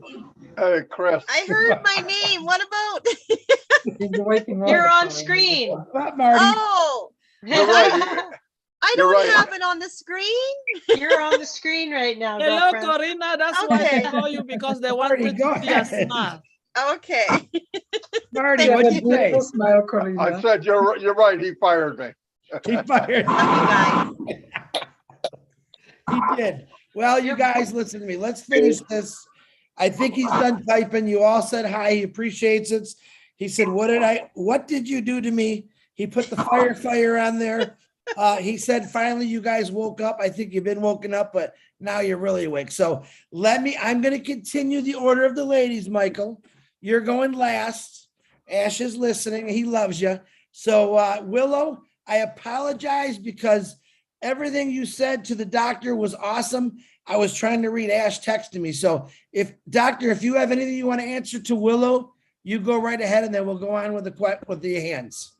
Yeah, I'll be quick, but thank you so much, Willow. That really touched my heart. And for the idea that you put forth as well, I wrote on SMS here to say, we just need to be very strategic, because I remember that some NGOs in Botswana were shut down because they were doing the same thing that you are suggesting, and maybe kind of the same thing. But then they were exploiting kids in terms of sending pictures of their suffering and suffering parents and dying parents, and trying to get empathy from the Western world. So that was termed as abuse, and so that kind of strategy was terminated for some time. Yeah, So and only left for SOS, because SOS has got a global way of doing it. Yeah. So I like what you said. We will have to learn on how to do it in a clean way. Yes. And because that makes us one family. So thank you so much. I'm here if you ever need me. Thank you so much. Thank you. I got you in my prayers, child. Oh, that touched You my heart. guys, listen, you ladies. I'm really seeing a huge webinar come out of you girls. Would love to see it. I don't want no part of it. You don't need any help, girls. You got this, and I'm very proud of all of you for even getting it going. So, all right, thank you, Willow. Thank you, Doctor. Let's listen. I haven't heard my beautiful sister in a while. Nancy from Papua New Guinea. I know she's running with the Lord now, and she's helping out the best she can in God's eyes and vision through Papua New Guinea. Nancy, oh my goodness, unmute yourself, sweetie. Great to see you. Great to see you. Thank you, Chris. It's been a while. I was trying to go back, getting some studies in counseling, Christian counseling as well. So I'm really excited this afternoon here in PNG, listening to Doctor. Thank you so much for your wonderful presentation. Really moved my heart, because when I was 10 years old, I saw a dream that I was holding onto a fruit. It's like peanuts in my hands, and I saw children from Africa coming, and they was grabbing this thing out of my hand. And I was in my dream, I saw that I was feeding them, and then I was ministering to them, and I was preaching the word of God. That was when I was 10, then I was 17, and then I was 19. The same dream. And by the time I was 19, I said, man, I have to go. And so I went as far as North Africa only. I have not been to other parts of Africa, but only as far as North Africa. And this afternoon, I just want to say to us that when children or young adults or young kids, they're being traumatized by their upbringing, or by a situation, or by a cause that they did not choose. It was not by choice. They never choose this kind of life, but they happen to be in that kind of life. And when I was hearing everyone was talking, this idea, this thought came into my mind that we have a company. I think it was in 2000, it was last year, 2021, when I was listening to little Oma Mufara, little Mr. Mufara, not the senior, the junior. And he was telling his father that we shouldn't just create orphanage. We shouldn't just go and clothe them. We must give them a technology that they have to free themselves. We have to create something to sustain them in their future. We cannot just create orphanages or just create a school even for them to go to get an education, but they must be able to create something. We must provide something. And as I was listening, his thoughts and what Omar said back then came so fresh to me. And I want to share this with us. We have a company with a technology that I was listening as well to Gladys, and Gladys was talking about how to put their arts and music and teach them and school them into how they could bring out their arts and their music into the world. Now listen, guys, we have Academy. That's the platform. You see, when young people are being traumatized in the local environment, in their local villages, in the local setting, the mindset is not being shifted.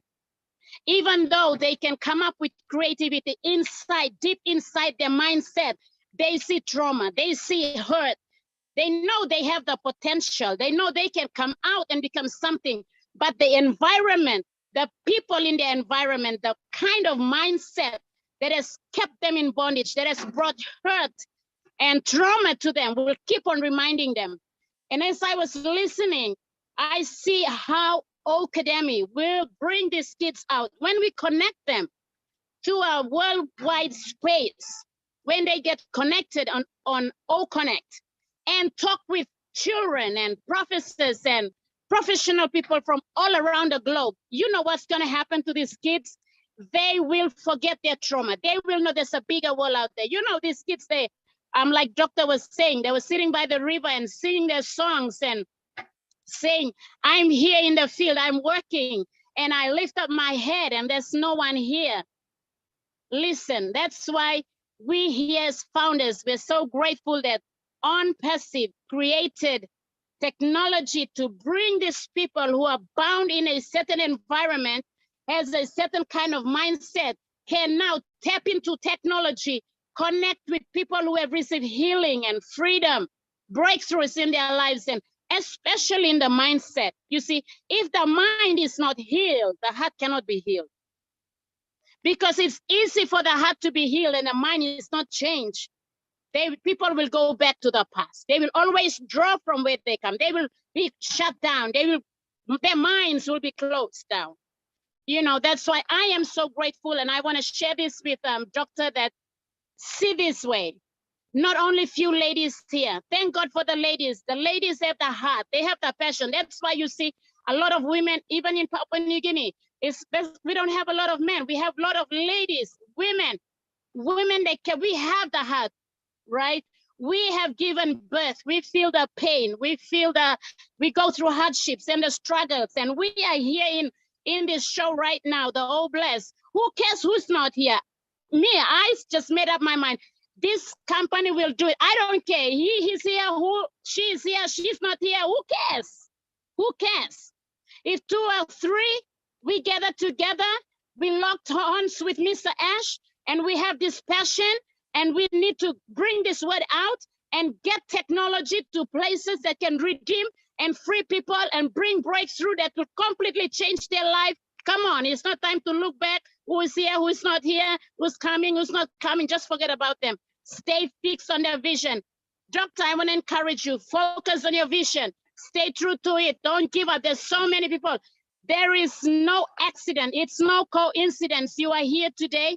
You are sharing, because those of us here, we will be the ones that are going to bring the change.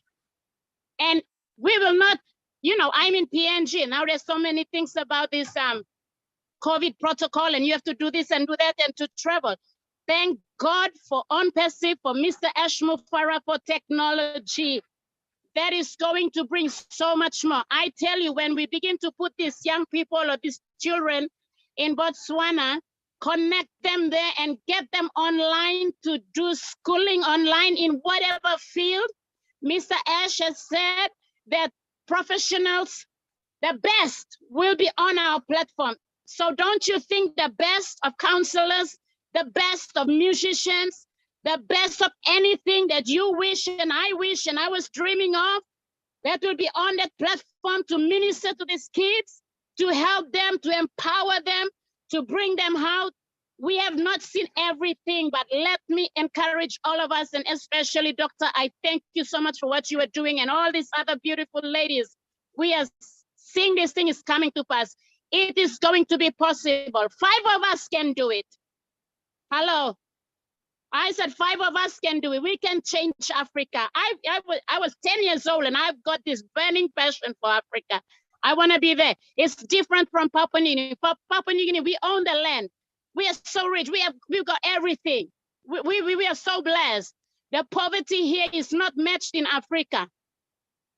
And I tell you, only 5 ladies here with our powerful brother, Chris, and our powerful mentor, my big brother, the godfather of OnPassive Nation, PNG, Mr. Marty Digamo, if he was here, is here, and Mr. Ash. That's enough, full stop. This is enough. Mr. Ash said this. You don't need many positions, founder position. One position is enough to change the world. Come on, we don't have one position. We have like hundreds and thousands of positions. Now 5 of us can change the world. So I want to say this. This is another idea I want to put in there. I want to throw in there is the reseller. Don't forget this. When we discuss about all these things and situations, come on, let's always get back to our vision and to our products and what it can do, right? Money is another thing. Money is a side income. But when you look at the products itself, we're going to set up all these kids for life with on-passive. Put them on a reseller position. And that's it. It takes care of them. It gives them the leverage in life. It upgrades their vision. It puts them on the right track. They're dreaming bigger. Now they don't have to worry about the handouts that's going to come out from your organization, but you're literally empowering them to have a source of income for life that now they together with you can change your nation. So I want to bring this idea in. Don't forget this part. Include everybody on resellers position. That's the solution. That's the long-term solution. You know, we can build their houses. We can give them food. We can do whatever. But if you put financial power back to somebody who's struggling, I tell you, they'll beat us. They'll be better than us. And that is what we want to see. That's the mind of the CEO. He wants to see somebody becoming better than him. If he can give you back the power to have money, power to have seen your vision come to pass, there you go. Bingo. Done deal. We are the hunter. We will be hunted. Whatever you say, it's not a done deal. Let me remind us this afternoon on Perseverance and Founders. Sorry, I've not talked for too long. Let me get it a little bit more. Let me tell us, it's not a done deal. It is done. On Passive is done. That's why everything is coming out now, because in the background, behind the scene, when you are worrying, people are working. When you are complaining, people are sacrificing their time, their wisdom, their mindset. Come on, everyone, let's all pick ourselves together, stay focused to the vision. That's why, sorry, I sometimes don't come to webinars because of da. Forget it. Mr. Hess said, before Mr. Hess said, it is going to be a done deal. Now, no done deal. It is done. Yes and amen. In PNG, we used to say this. If somebody tells me something good, I will respond to this person and say, just talk about other things. It's done. So welcome to the real world. It's done. Thank you, doctor. And thank you, my powerful brother, Chris. Love you all and good to see you, wonderful faces. Thank you for allowing me to speak. Thank you. And our powerful CEO, woo, we cannot sleep tonight. I don't know what's going to happen, people. Anyway, sorry, Chris, back to you. Thank you, powerful brother. Wait, before you answer that, Doctor, Nancy is just a firecracker to me. Asked, we texted me again, but he said he also made some chat, some on the YouTube, but he said, if I can just fly to PNG right now and hug Nancy, totally blown away, total respect. What an incredible leader. She's ready to conquer the world. Wow. This was from Ash Nancy to you. I couldn't listen. I hate to tell you this, Ash. I knew this 2 years ago. Nancy, we love you. Thank you for coming on here and absolutely missed that. He's trying to type again, but I think you left him speechless. You blew him away. I think right now he's dancing around his little chair in his office going, holy cow, who is this Nancy? He knows exactly who you are, Nancy. And for you to represent PNG, how lucky are they? God bless you, and I love you, girl. Yeah, it's very true. And thank you for the motivation, Nancy. The only way is the on-passive way. So we will do the reseller positions to many of these young people. Thank you for the motivation. Woo. Man, I'm too old for this, man. Okay, I'm going to go on to the last lady, and then I'll go to the three gents. Miss Jennifer Dixon, please unmute yourself. And Nancy, thanks for getting my blood pumping again, girl. I appreciate you. Wow, Nancy, that was awesome. I don't know how I'm going to follow that excitement. But anyway, I'll try my best. Good evening, everyone. I just was listening to everybody talk about the AIDS scourge in Africa and how the families were reacting to all the orphans. And I remember back in the 80s when AIDS first started coming out and people were dying and everybody was like terrified. They didn't know how it was spreading. They were scared to touch people who had AIDS. It was just like so much fear and so much hatred going on in the world. And I honestly thought that now in this day and age that people were educated enough to not hold that fear or that hatred. But this topic is particularly timely because the other day I overheard a couple people talking and I was quite shocked at how uneducated and frankly how ignorant their comments were about somebody that they knew that had AIDS. And I was just like really, really shocked to hear that in North America. So I guess my point here is I'm hoping that as founders and on Passive in general, we could educate people around the world with some of these issues that people are still so uneducated about. And, you know, and I think Nancy hit it right on the head that on Passive, we'll be able to solve these problems and help these kids that are suffering with the abuse and ignorance that's going on all around the world with just people who are not learning or refusing to learn or refusing to, I don't know, I guess educate themselves on every situation that's going on in the world. So that's really all I wanted to say. And to thank the doctor for all her hard work there. And I think that's just awesome that she's helping those kids because they really need it. So that's really all I had to say. Thank you. Thank you so much, Jennifer. You know, the problem with these viruses is that because HIV is a virus as well, is that they have a long-term consequences.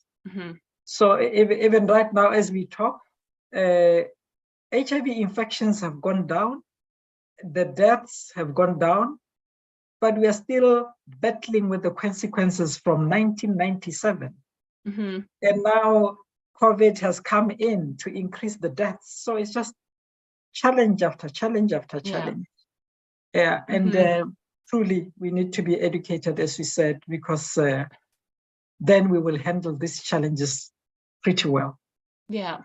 So Yeah, thanks I for was that. just shocked at the comments. So that's why I just kind of, when I got on this webinar tonight and this was the conversation, I was just like, wow. So I just glad I popped on tonight, even though, yeah, thank you. Thank you, that was motivating, thanks. Thank you, Jennifer. Hey guys, I mean, ladies, I really want you to connect all together, man. I could feel some real powerful webinars, ideas, helping people coming out of you ladies. Always knew it, just was waiting for it to happen. And I had no part of it. You guys all came together. That's what I love about it, because we were talking. That's it. All right. I'm down to Larry, Curly, and Mo. I'm kidding, guys. I won't tell you what. Now, because Mike is such a gentleman, I'm making him last. I'm going to let Richard go first, then Bruce, then Engineer Mike, and then we will say good night. So, Mr. Richard Lamotte, please unmute yourself. Lamont, sorry, buddy. You know me, I'm terrible at names. I love all you beautiful men, women, and children of the world from the bottom of my heart. Kisses and hugs to all of you. Well, I got some bad news for you, Dr. Masigo. I saw your property over there and I found some room for what my dream is. Since the beginning, I've been saying that I've been seeing children's dancing in the streets. Yeah. And food and gardens and animals. From what I can see, you got the room for a hospital. You've got the room for a nice school that Academy can run. There's no reason why those children should go back to abuse. None whatsoever. With Oh Bless, I am sure that we can pretty well fix this problem by building a nice big school, nice big houses, like 3D can build small houses at hardly any, almost no cost. It's unbelievable, really, the technology. So what I have to say to you, Dr. Masigo, is let's not send those children back into that abuse and everything. Let's give them what they need, the pride in themselves. Let's give them the education that they need. From what I can see, there's going to be universities in our academy. There's going to be doctors in our academy. It's going to be unbelievable. Ashmo Farah and his heart full of love has figured that one out. And I'm sure that there wouldn't be any problem having the internet in there so that academy can work 100 miles an hour. We can drill some wells. We can put in solar or whatever that is environmentally friendly for electricity. I'm sure that the people of this world and the big, beautiful family of Unpassive, full of love, would all throw themselves in there to do this. And we can do this not only for you, Dr. Masigo, but for all the other places that are in need of the same thing. All we have to do is know where and when, and we will do it. I have over 30 founders position, and 30 of them are going to go just to Obless. So my heart says, I love you, and I love everybody, and big kisses and big hugs to all of you. And thank you for being here, Dr. Masigo. Oh, we love you too, Richard. Thank you so much. Yes, Unpassive is really a problem solver in many, many ways. You know, these young people, they need families.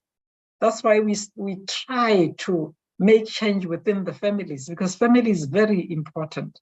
But through Unpassive, temporary shelters will be many while we fix families so that they can go back to their families, because that's the most important thing as well, to have grandmother and uncle who is functional and is not abusive and is more loving and more encouraging and more.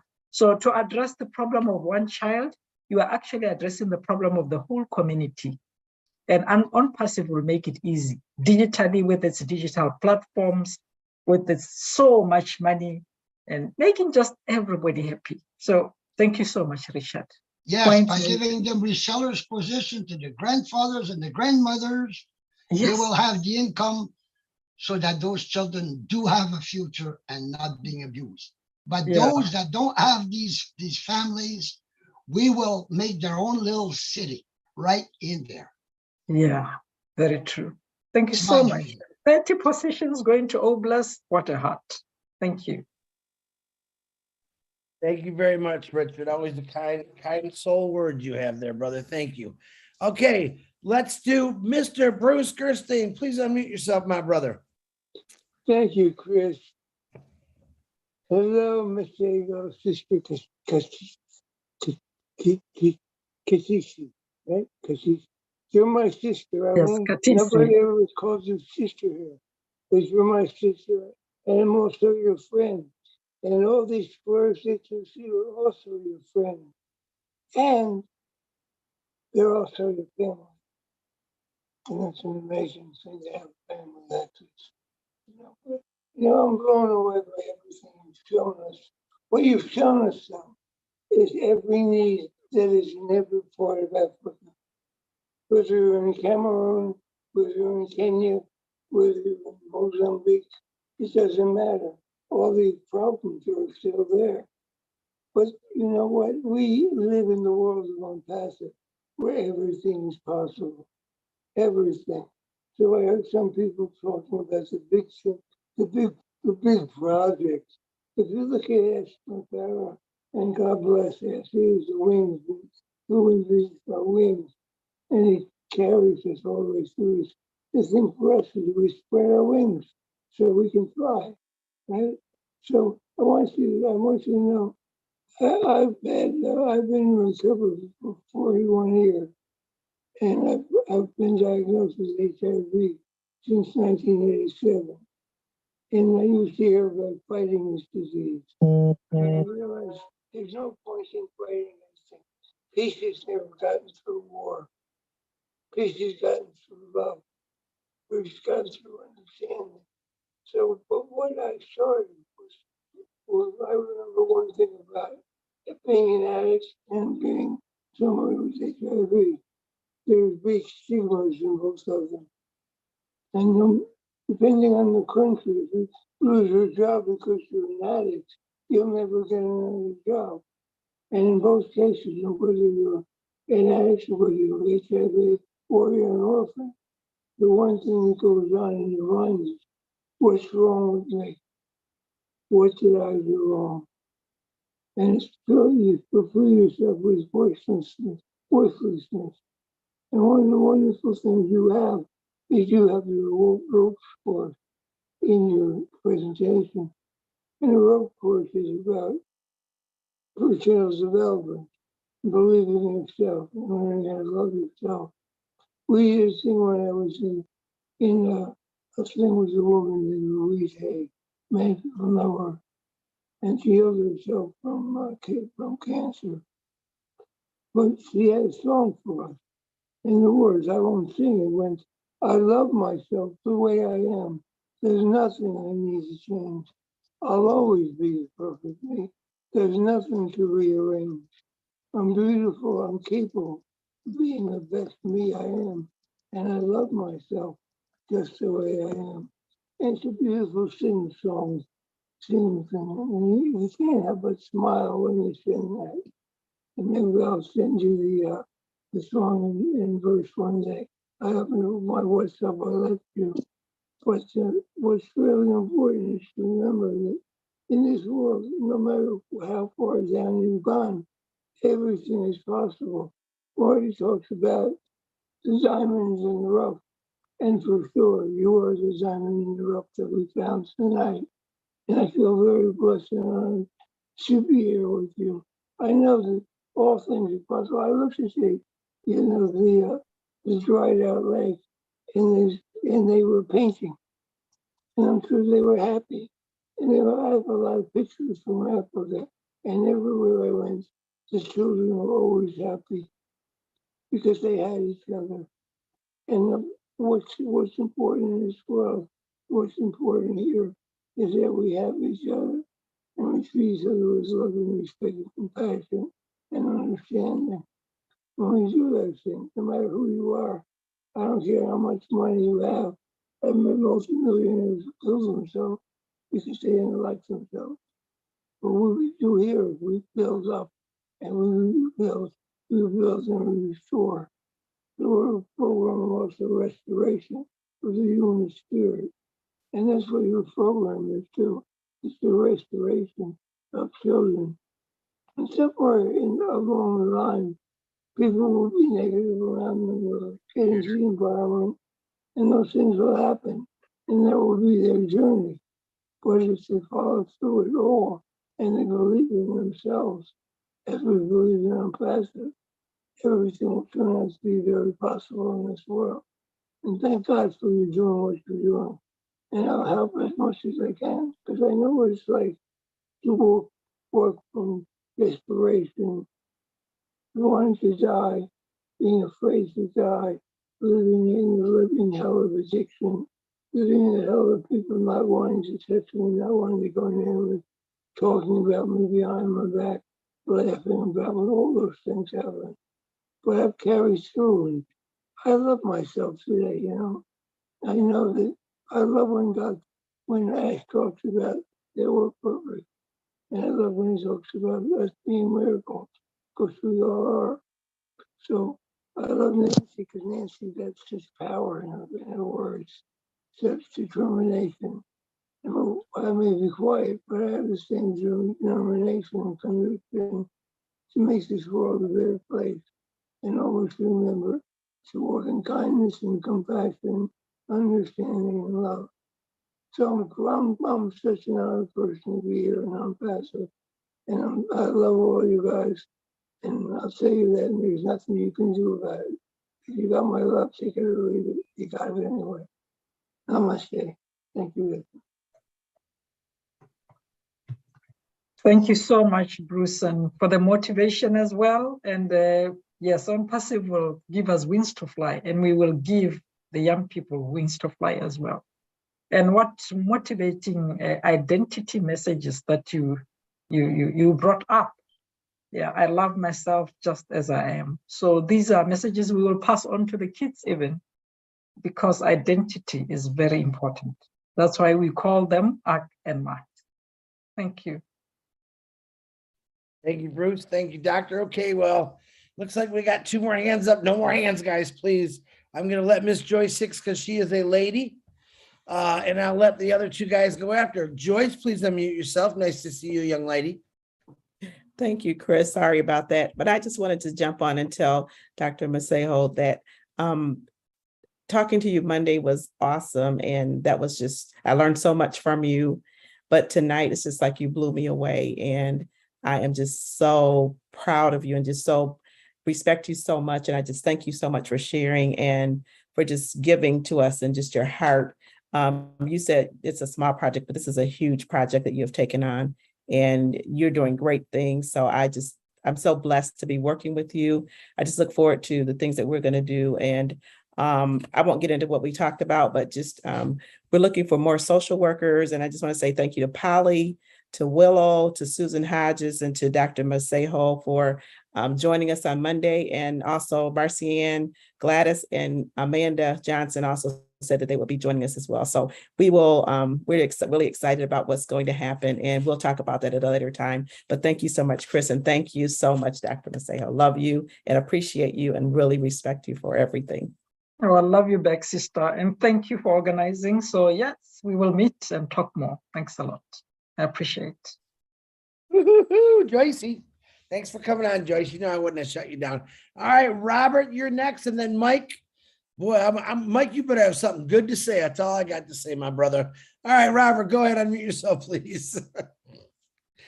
Hi, everyone. That was a great presentation to see you. I'm sorry for I haven't been on in a while. I've been hacked a number of times on my computer. I ended up getting a new computer. My house has been broken into a lot of times already, and missing accounts. But even got into my bank account, wiped some of that money out I had. I'll be talking to the bank tomorrow very seriously about a few things. But anyways, I just want to say thanks for the great evening. It was a great evening tonight with the webinar, and I missed everybody, and I'm sorry. It was just so hectic around here. It's crazy, and I missed everything. That's all I gotta say, really. But yeah, I'm sorry. It's just been. I saw Bruce and Square out here twice, so I kind of wondered if I had problem. A hacker would getting onto me again, or do you see it on your guys' end, or? Yeah, that's normal for Bruce. Bruce runs the camera and then one mechanism for his voice, so he's good. You're good, Robert. Hey, man, Nice. Okay. Send some prayers your way for some security and some strength, brother. We're always there for you. You never have to apologize. You know I love you, man. I know where you're at. Yeah, I love you too, man. I love everybody. God bless us all. Thanks. Thank you. And thank you for the motivating messages. You've been sending messages. Thank you so much, Robert. I love it for all you do, everybody. Thank you. Love you back. Love you too. Feel the love. I love it. All right. Last but not least, before Mike talks, I want to say thank you to the people, and then we're going to let Mike end this. I want to thank the guy behind the scenes called Daryl Cook, who is writing notes for us every single time. And he does this. He just does it. I don't ask him. He just does it. I love him for it. Thank you, all the co-hosts, which is Brucey Gerstein, John Barilla, Marty DeGarmo, Nadu, Narelle Warcon. Thank you for the people that helped me advertise this: Lynn Nakamoto, Kevin Rutledge, Pam Turner, and whoever else I missed that helped out with Narelle helping out, sending out those links to the other side of the world with those bad crocodiles that'll eat you. And I really want to thank Dr. Macejo, if I said that right. I think you are an angel sent from heaven. Number one, you are a very perfect, profound speaker. Very good. I'm not sure. I think you were born that way. I don't think anyone is that good that could teach you to speak. You are awesome. Absolutely loved your presentation. I'm going to be there by your side, shoulder to shoulder, whatever you need when we launch this company. And you heard the little exciting news, what we're coming up to. So I'm going to love that part. And Doc, I can't thank you enough for coming on here and showing nothing but class, professionalism. You were amazing. And I'm looking forward to seeing you in the future in a lot of things that I think is going to happen. So on that note, let me give it back to Mike, and then I'm going to give Dr. Masagio the closing statements. Engineer Mike, the floor is yours, brother. Good evening, all our leaders. Thank you very much. I was so fired up when my CN came up. Gina Lever, Dr. Benny, Willow, Jennifer Dickinson, Joyce Hicks now, and Bruce, and Richard. Thank you very much, everybody, for this wonderful webinar. Helen Tala as well, not forgetting. My sister Nancy, I call her the Mike Ellis, female Mike Ellis. That's who she is. Thank you very much, everybody. I want to bring it this way, Dr. Masego, thank you for the topic. It's a very big topic, and this is a very big topic that we will need a lot of guidance from our CEO who is listening to us right now. So I want to bring this in another way, infrastructure-wise. Let's look at it this way, like if we have like enough infrastructure for those kids, right? So if we have enough infrastructure for them, we can keep them a little more, even for those 3 years that we have follow up for them.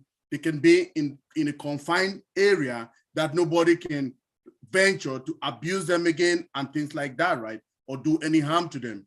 So my thing is this, we don't have the technology of 3D for now, or companies in Africa that can go build those buildings. We always look for options, okay?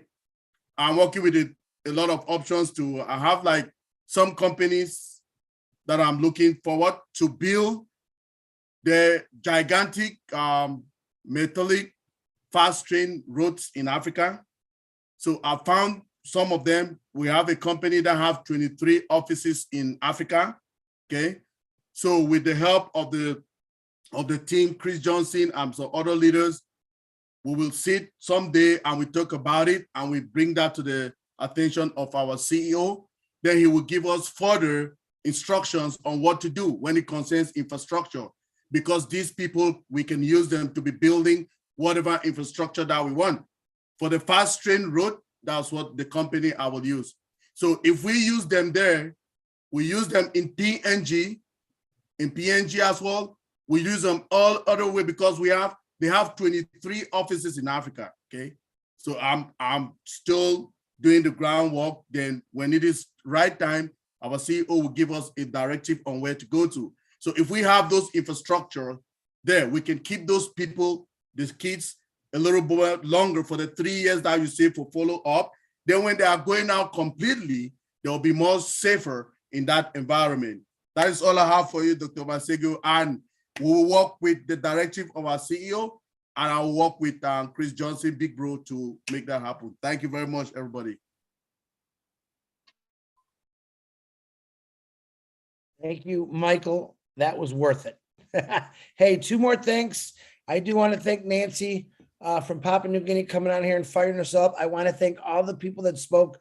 You powerful ladies, gentlemen, let me tell you what, you better shine those shoes a little more because these ladies just knocked us all down. Look at that big head. Ladies, I'm very excited for you. I also want to thank Ash Mafara through Marty, through my phone that come on and gave us some updates. Don't forget, I believe the link's already posted in the back office for Thursday. And what he told us, don't forget it. All right. Don't put nothing out with, you know what I'm talking about. FIFA. Don't say nothing. Don't put nothing out. Wait till Ash gets it all done and then we'll have some fun with it. And Dr. Masagi, I'm giving you the rest. It's yours. You can say the goodbyes. I love you with all my heart. You're amazing. Go ahead. It's all yours, young lady. Yes, thank you so much. I don't know where to start, but I would like to start with our CEO, Ash Mufara. He's positively contagious.